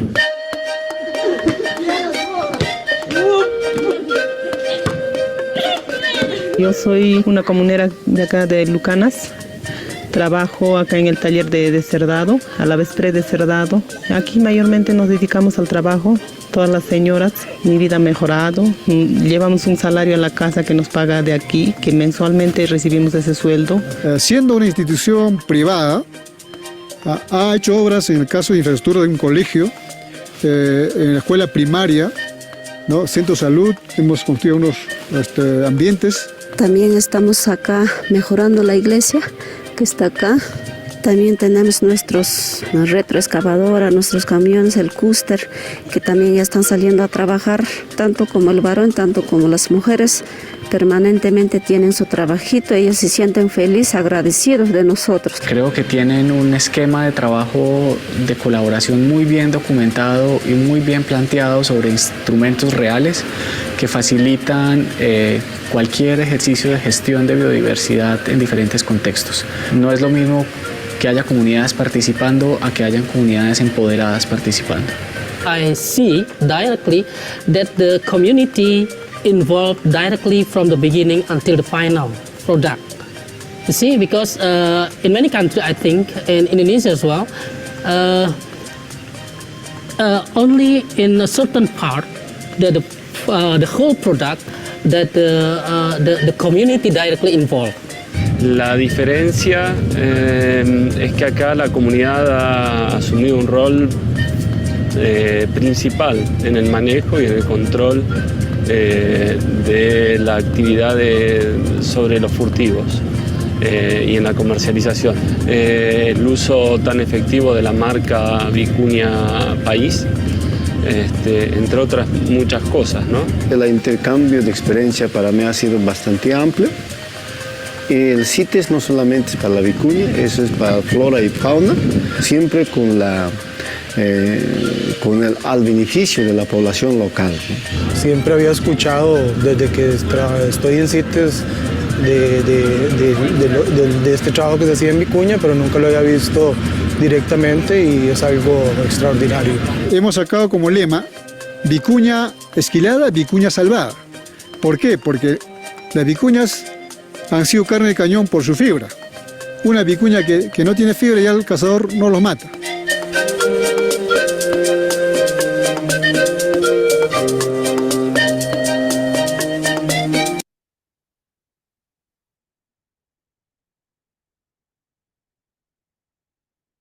Okay, so what did you guys think? Are the vicuñas in the same position as rhinos? Yes. Ma'am, they have a similar situation Mm. because in legalizing rhinoceros horn trade, the rhinos are not killed. The rhinos are not also killed. They're just harvested. The horns are just harvested. And there is a humane way of harvesting the horns. Mhm. Unlike when it's the poachers who do it, they kill the animal, and they do it in a very painful way, according to so that even if they want the horn only, they leave the rhino to die after the removal of the horns. So imagine the pain that they experience. Here, if you legalize it, you don't kill the rhinos, just get the horn. That's it. So there's no real immorality in that. There's no real immorality. KB, do you agree with this? Hi, Prof. The precedent I used in answering that question would be to use how we counter trade regarding elephant ivory tusk, because mainly the elephant tusk is declared, the ivory from the elephant tusk is declared illegal worldwide. And I believe using this kind of strategy would help save the rhinos, possibly. And because in also in the trade for the elephant ivory tusk, there is a substitute, which is the ivory nut. Mm. So it using the ivory nut, they were able to help preserve many of the elephants. In also like in a similar situation for the rhinos, we could use like 3D printing to produce artificial rhino horns, because I've read in an article that they have tried to do 3D printing and it was a success. However, it's not just accepted globally. And also I also wanted to use this situation where um not just 3D printing, but also using technology to produce something that is that could counter the value. Like for example, natural natural diamonds versus lab grown diamonds, because natural diamonds by trade are also illegal because they are blood diamonds from Africa. It's an illegal trade, but because of the advent of technology, the lab-grown diamonds brought the price of the natural diamonds down in the international market. I mean, the diamonds, I'll just add to this. They're a different case, right? So most of the diamonds that you see are actually controlled by the De Beers Corporation, and natural diamonds are actually not that rare. It's just because De Beers has that monopoly. But there has been, and there are a lot of there are diamond mines that have also been discovered in Russia. Um, but in general, there is more supply chain due diligence there. So not all natural diamonds are blood diamonds. So there's that. But getting to, I just found a point on 3D printing rhino horns. But why would you do that? I would do that because to produce the same item, like for example the diamonds, like we could produce a lab diamond which is actually of equal also to the natural diamonds. In 3D printing they use some sort of compound that mimics keratin, which translates into a printed rhino horn. Okay, but one of the reasons why these horns are post is that there's medicinal benefits, right? But the medicinal benefits are not actually scientifically proven. Yes, but there's a well, you can make that argument, right? But traditional practitioners of medicine in certain cultures might disagree with you, right?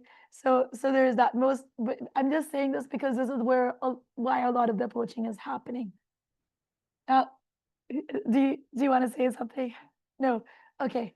So let me ask you: is shearing the kunas the same as cutting off rhino horns? Why? I'm like, Rhino horns, although it grows back, it takes a lot of time.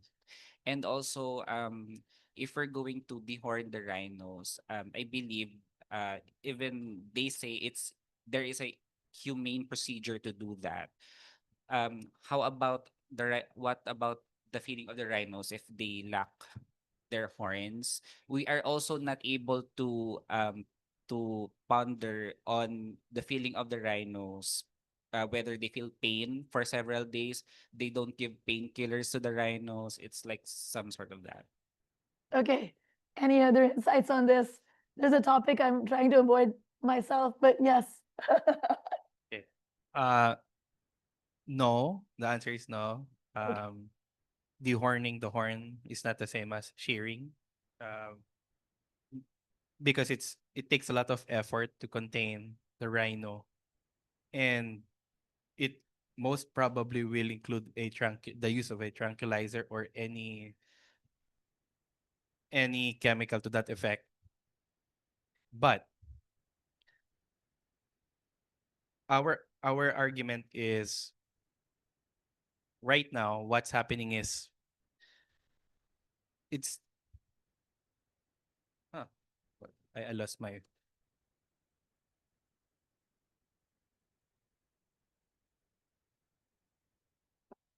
training the people or uh, training the people to do the regulating the people to do the horning is part of our solution actually. So Okay, you guys are just thinking of this in terms of the trade aspect of it. What about the impact on the animal itself? There are certain impacts. Yes, Kendi, and then It was stated in the case that to a certain level, the rhinos wouldn't feel that the pain of the dehorning, because it was said there that it is comparable to like when you, what do you call this, about the horses, when you scrape off their, is that hooves? So I'm relying on that fact that was mentioned in the case. So I think for me, it will not be painful for them as long as the dehorning would be to the certain extent that they would not feel it. Just like the, scraping of the hooves from the horses. Okay, Alex.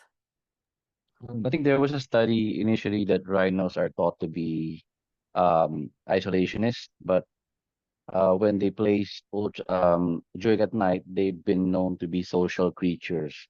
And when the horning was done, they see a pattern of rhinos withdrawing or not becoming social creatures after the horning process.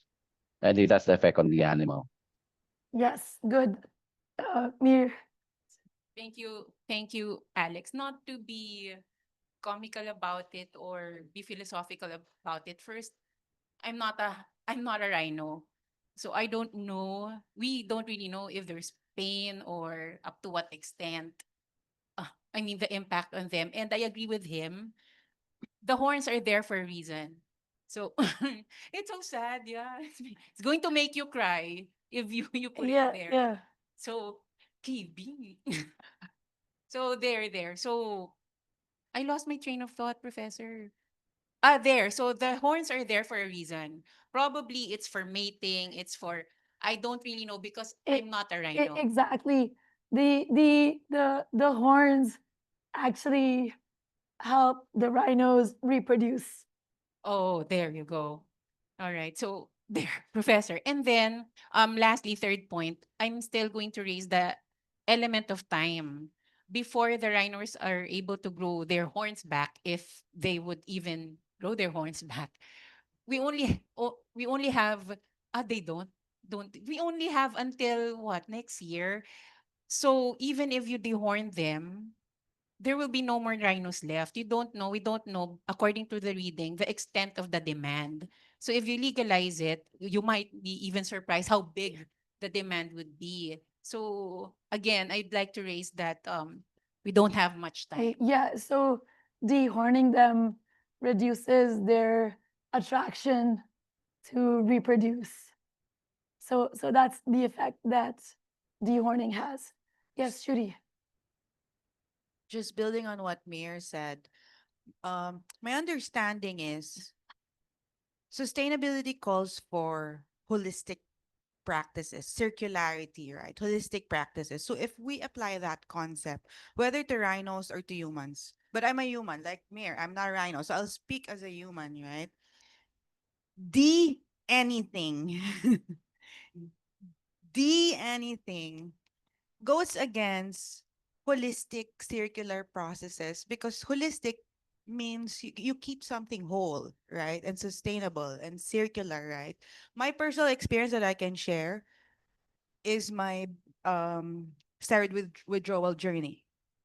My skin is I had a skin illness that I overcame in a natural way, unmedicated. And I chose that approach because the skin is the largest organ of the body. It covers you, right? And I choose to take care of that. I work with holistic doctors. They're the minority, of course.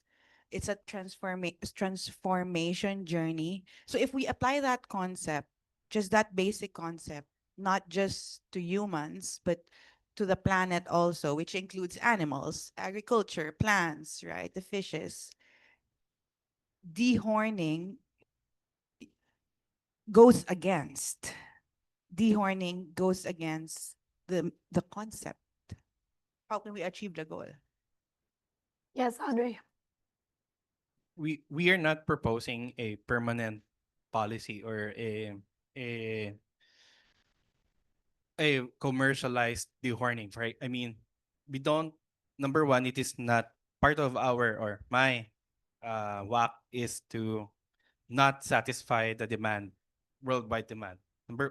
I'm just going to legalize it for the protection. I'm going to use the law to protect the rhinos. So maybe my way of doing it or implementing or legislating a law is I'm going to legalize it, but I'm going to make it very difficult for the rhino farmers to produce or to dehorn a rhino. But I'm going to make it appear that, hey, I'm going to allow you to harvest a horn or dehorn a rhino once you've reached a certain number of quota. For example, if you there's going to be a covenant. Right now, there are X number of rhinos.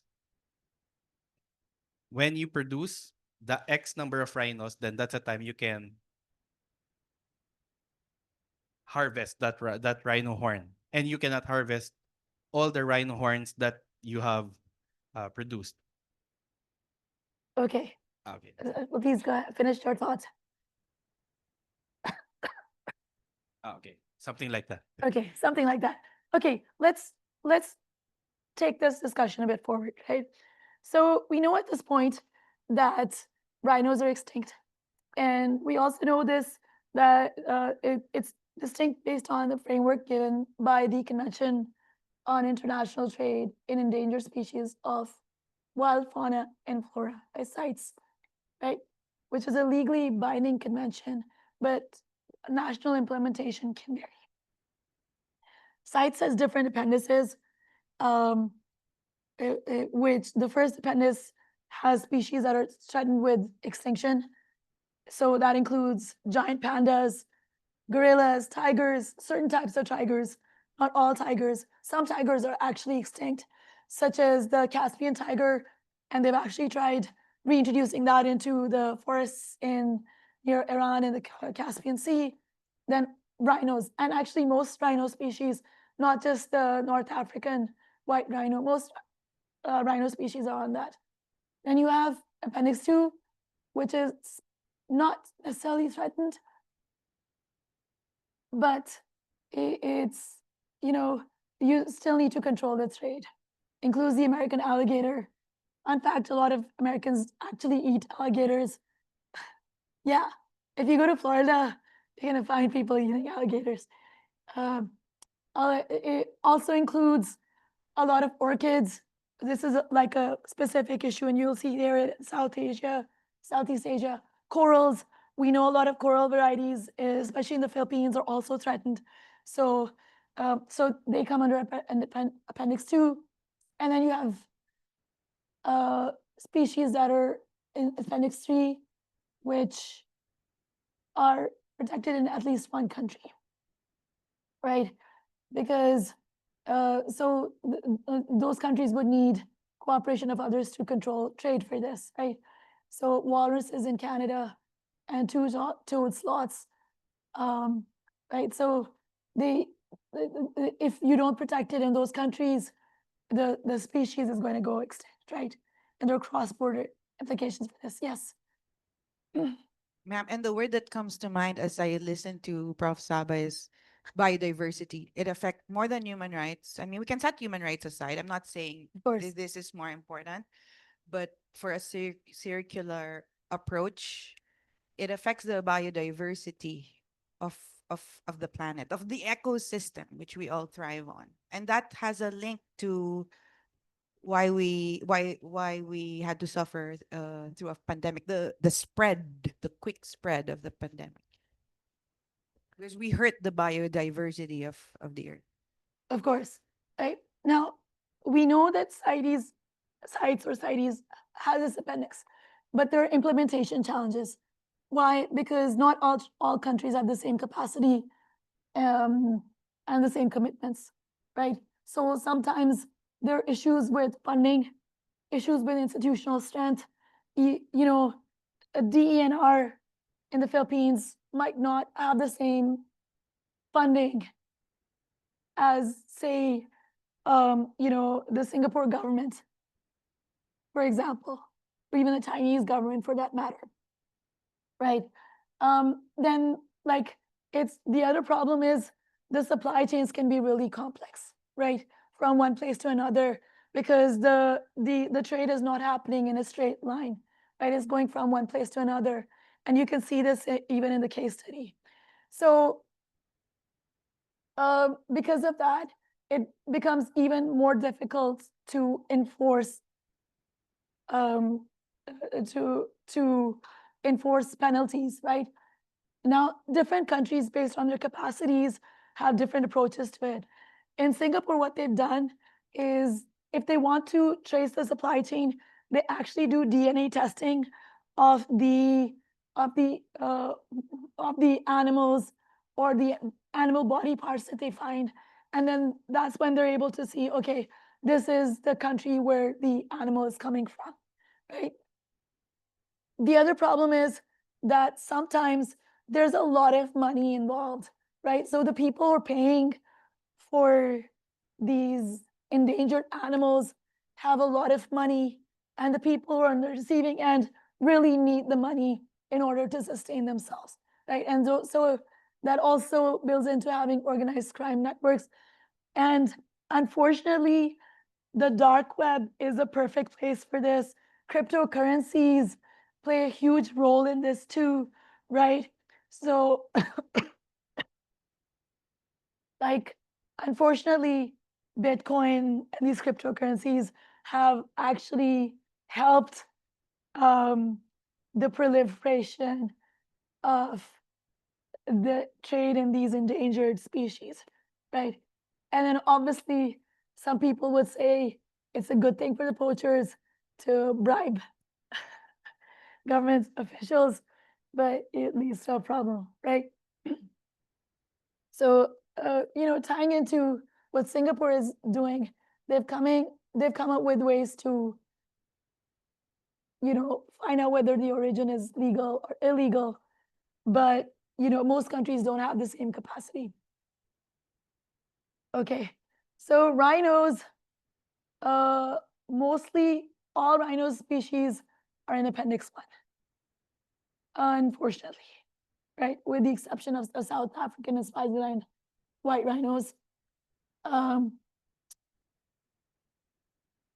And poaching has increased over time. Sorry, I think I just, yeah. Is it correct to say that on the rhinos for prohibition is the general rule?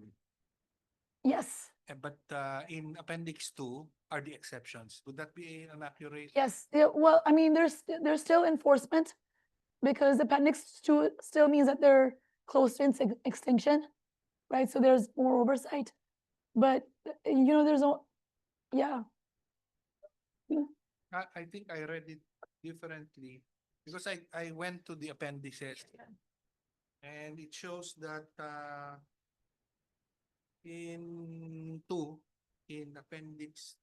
generally in Appendix 1, state parties to the CITES frown down upon global legalization of rhino horns trade.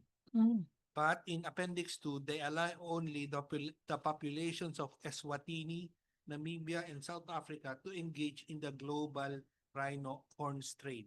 So there is an explicit sanction to allow those countries to engage in.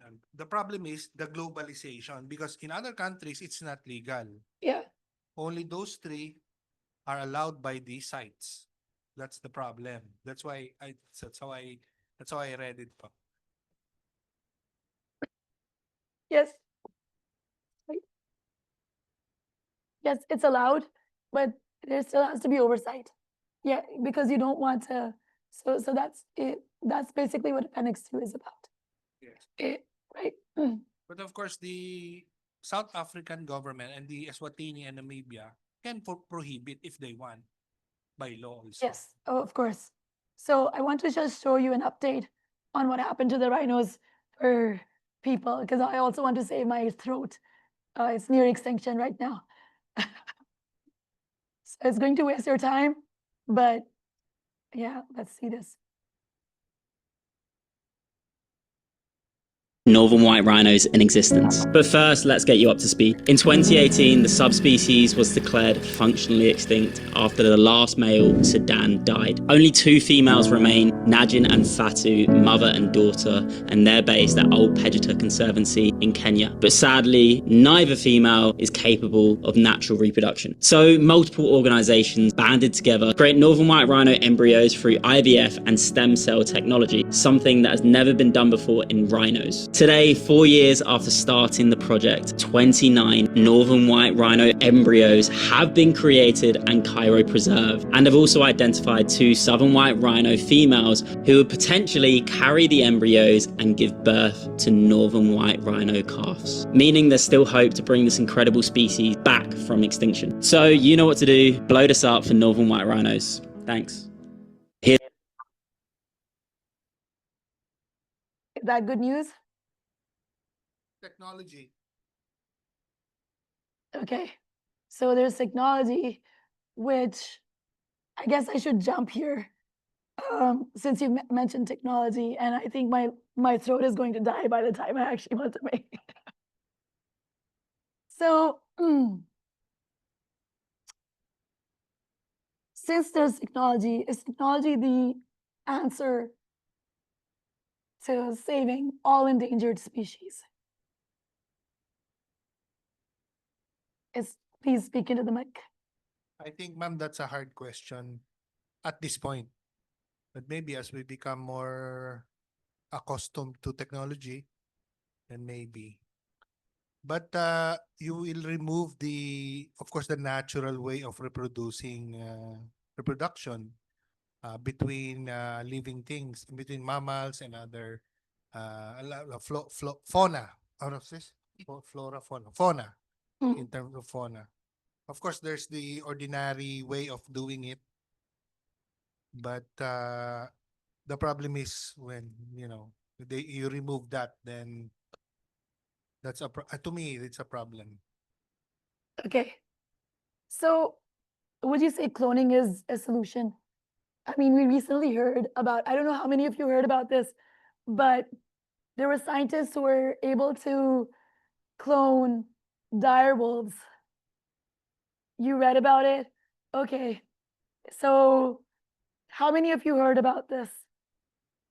Just Mir and Andre? Okay, please save my throat and tell me what that was about. I just came across that news that they, as you said, they cloned the dire wolf. Yes, so the dire wolf was an extinct wolf species from a long, long time ago from the United States, what used to be, what has become the United States. And it became popular in pop culture because of Game of Thrones. I've never watched Game of Thrones because of the explicit content, but they made news, right? So this is actually a picture of the dire wolf, the actual life dire wolf, and some people say, it's not actually a clone, right? And then there are questions about whether you should have cloning. So I have here a picture from the Pleistocene era, way back. And these are like animals that existed back in the day. And you see here something called the woolly mammoth. Can you identify it? there, right? Okay. It's like an elephant. So the company that cloned the direwolves is actually planning on cloning the woolly mammoth. Yes. Is there Sorry? already? Yeah, they're attempting to it.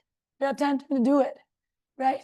And the reason for this, it's so funny, is they got, it's one of those ways that scientists can go all wrong. And the reason for this is actually a Russian scientist who lives all the way, Russia is north of the world, but it lives way up north in Russia. And he is part of I've forgotten his name, but there's actually a Vice documentary that I highly recommend watching on the Pleistocene Park Initiative. He's a really interesting guy. I just, because I was sick, I didn't think I should put his picture up. But he was trying to preserve, so what he's saying is like climate change can be prevented by preserving something called permafrost. So you have just general snow, and then you have deep layers of dark black snow, ice, which are permafrost, right? So as that's it. If you are able to preserve it, you can, save the planet from climate change. And so the solution to his solution to preserving permafrost is to have animals like bison in the northern regions of Russia, and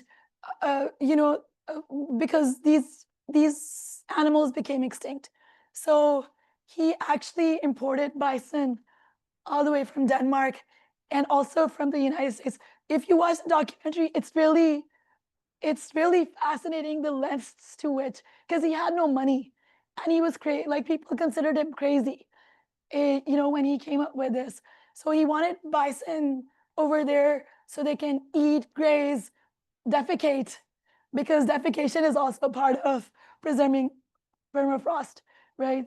Yeah, I mean, long story short, but it inspired these scientists who are cloning animals to come up with to clone an animal that existed in Russia way back in the Pleistocene age, which is the woolly mammoth. Now there's actually a Daily Show skit on this where they actually interview the scientists involved. I didn't want to put it up because there's explicit language. You can watch it at home, right? It's really funny. Okay, so the thing is, woolly mammoths, yeah, I mean, sure, but they also eat a lot. And so if you clone them, you solve one problem but create another, right? So there are ethical issues with this. So if you're saving endangered species, maybe think about what are the implications of this, right? Ma'am, Yes. just may I say something about woolly mammoth's tusk? Because I was in Switzerland last year, and my friend who worked for us, a Frenchman who lives in Switzerland, very rich person. He had his home six floors into the ground, in Switzerland, in Geneva, and he had a pair of mammoth tusks, which according to my friend costs millions of dollars. So it is actual, and they wipe it. She's the one who puts the milk to wipe the tusk. I don't know. I'm not sure. Mammoth tusk. Really? Yes, ma'am. This person, this French guy who owns who owns the home, uh, she suspects is a. Would you say that's a good investment? Oh no, ma'am.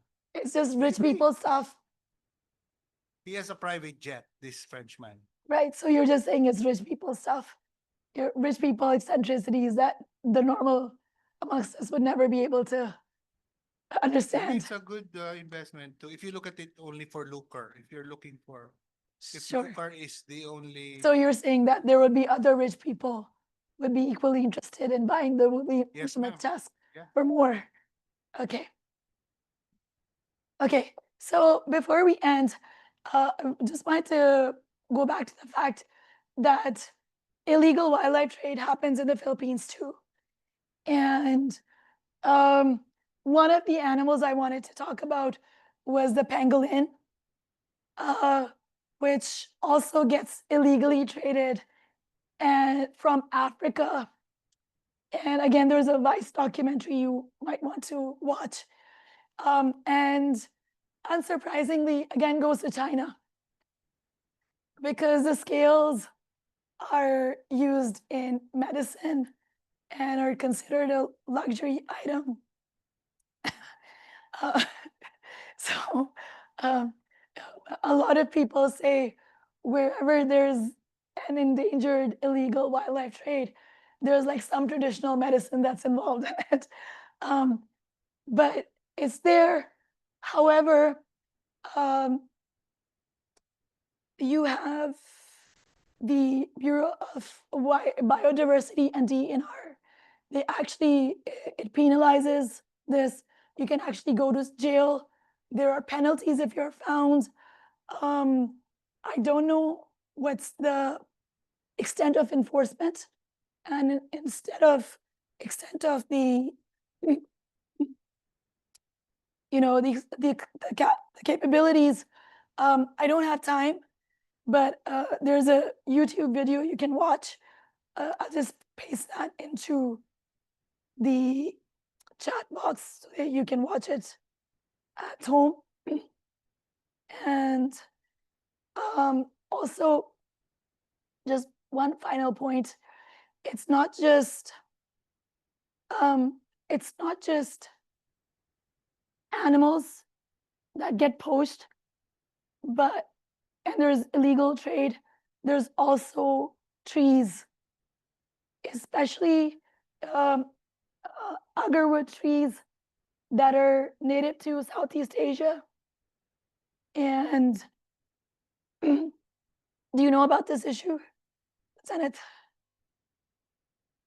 Unfortunately, I know some people who engage themselves in the trade of agarwood. Really? Yeah. It's because it's I think it's because of the once you infect it and then there's oil that can be obtained from it. So it's very expensive. So what they usually do is to transport the seeds from other countries and then send it here. And I know like a lot of plantation of agarwoods here in the Philippines. Yes, there are agarwood varieties, and mostly rich nations or nations that have money now take it. So it's a lot of Middle Eastern countries. Unfortunately, again, a lot of rich people in China also. So that's where it goes, but that is also facing extinction, right? And it's said that most agarwood varieties are now threatened with extinction. And so most agarwood is actually wild, and the wild populations and the good quality is always the wild one, not the farm variety, because I think there's like a bacteria that's involved in making the good quality agarwood, and 80% of those populations have declined. And it's also really hard to grow. It takes years and years. So yeah, that's also an issue. And so as we end the session, we can think about how international trade works at the intersection of endangering wildlife. And I will not say a single word other than that. If you have any, Get well if you have soon, any Prof. takeaways, please.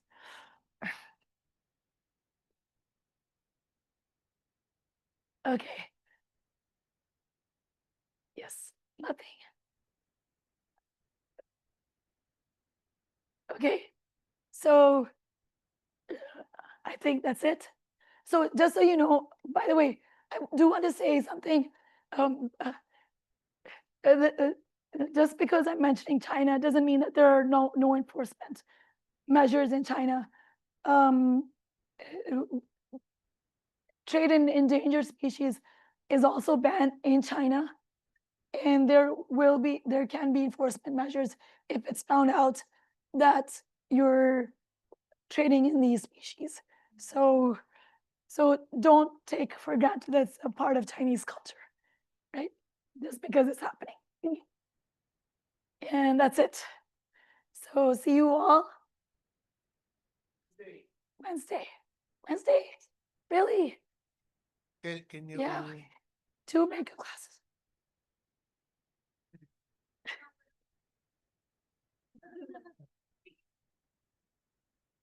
No. I think I'll be okay by Wednesday. All right, hopefully. we'll be here. We'll be here. I do hope you guys show up in person because I don't want to be talking to myself. Thanks.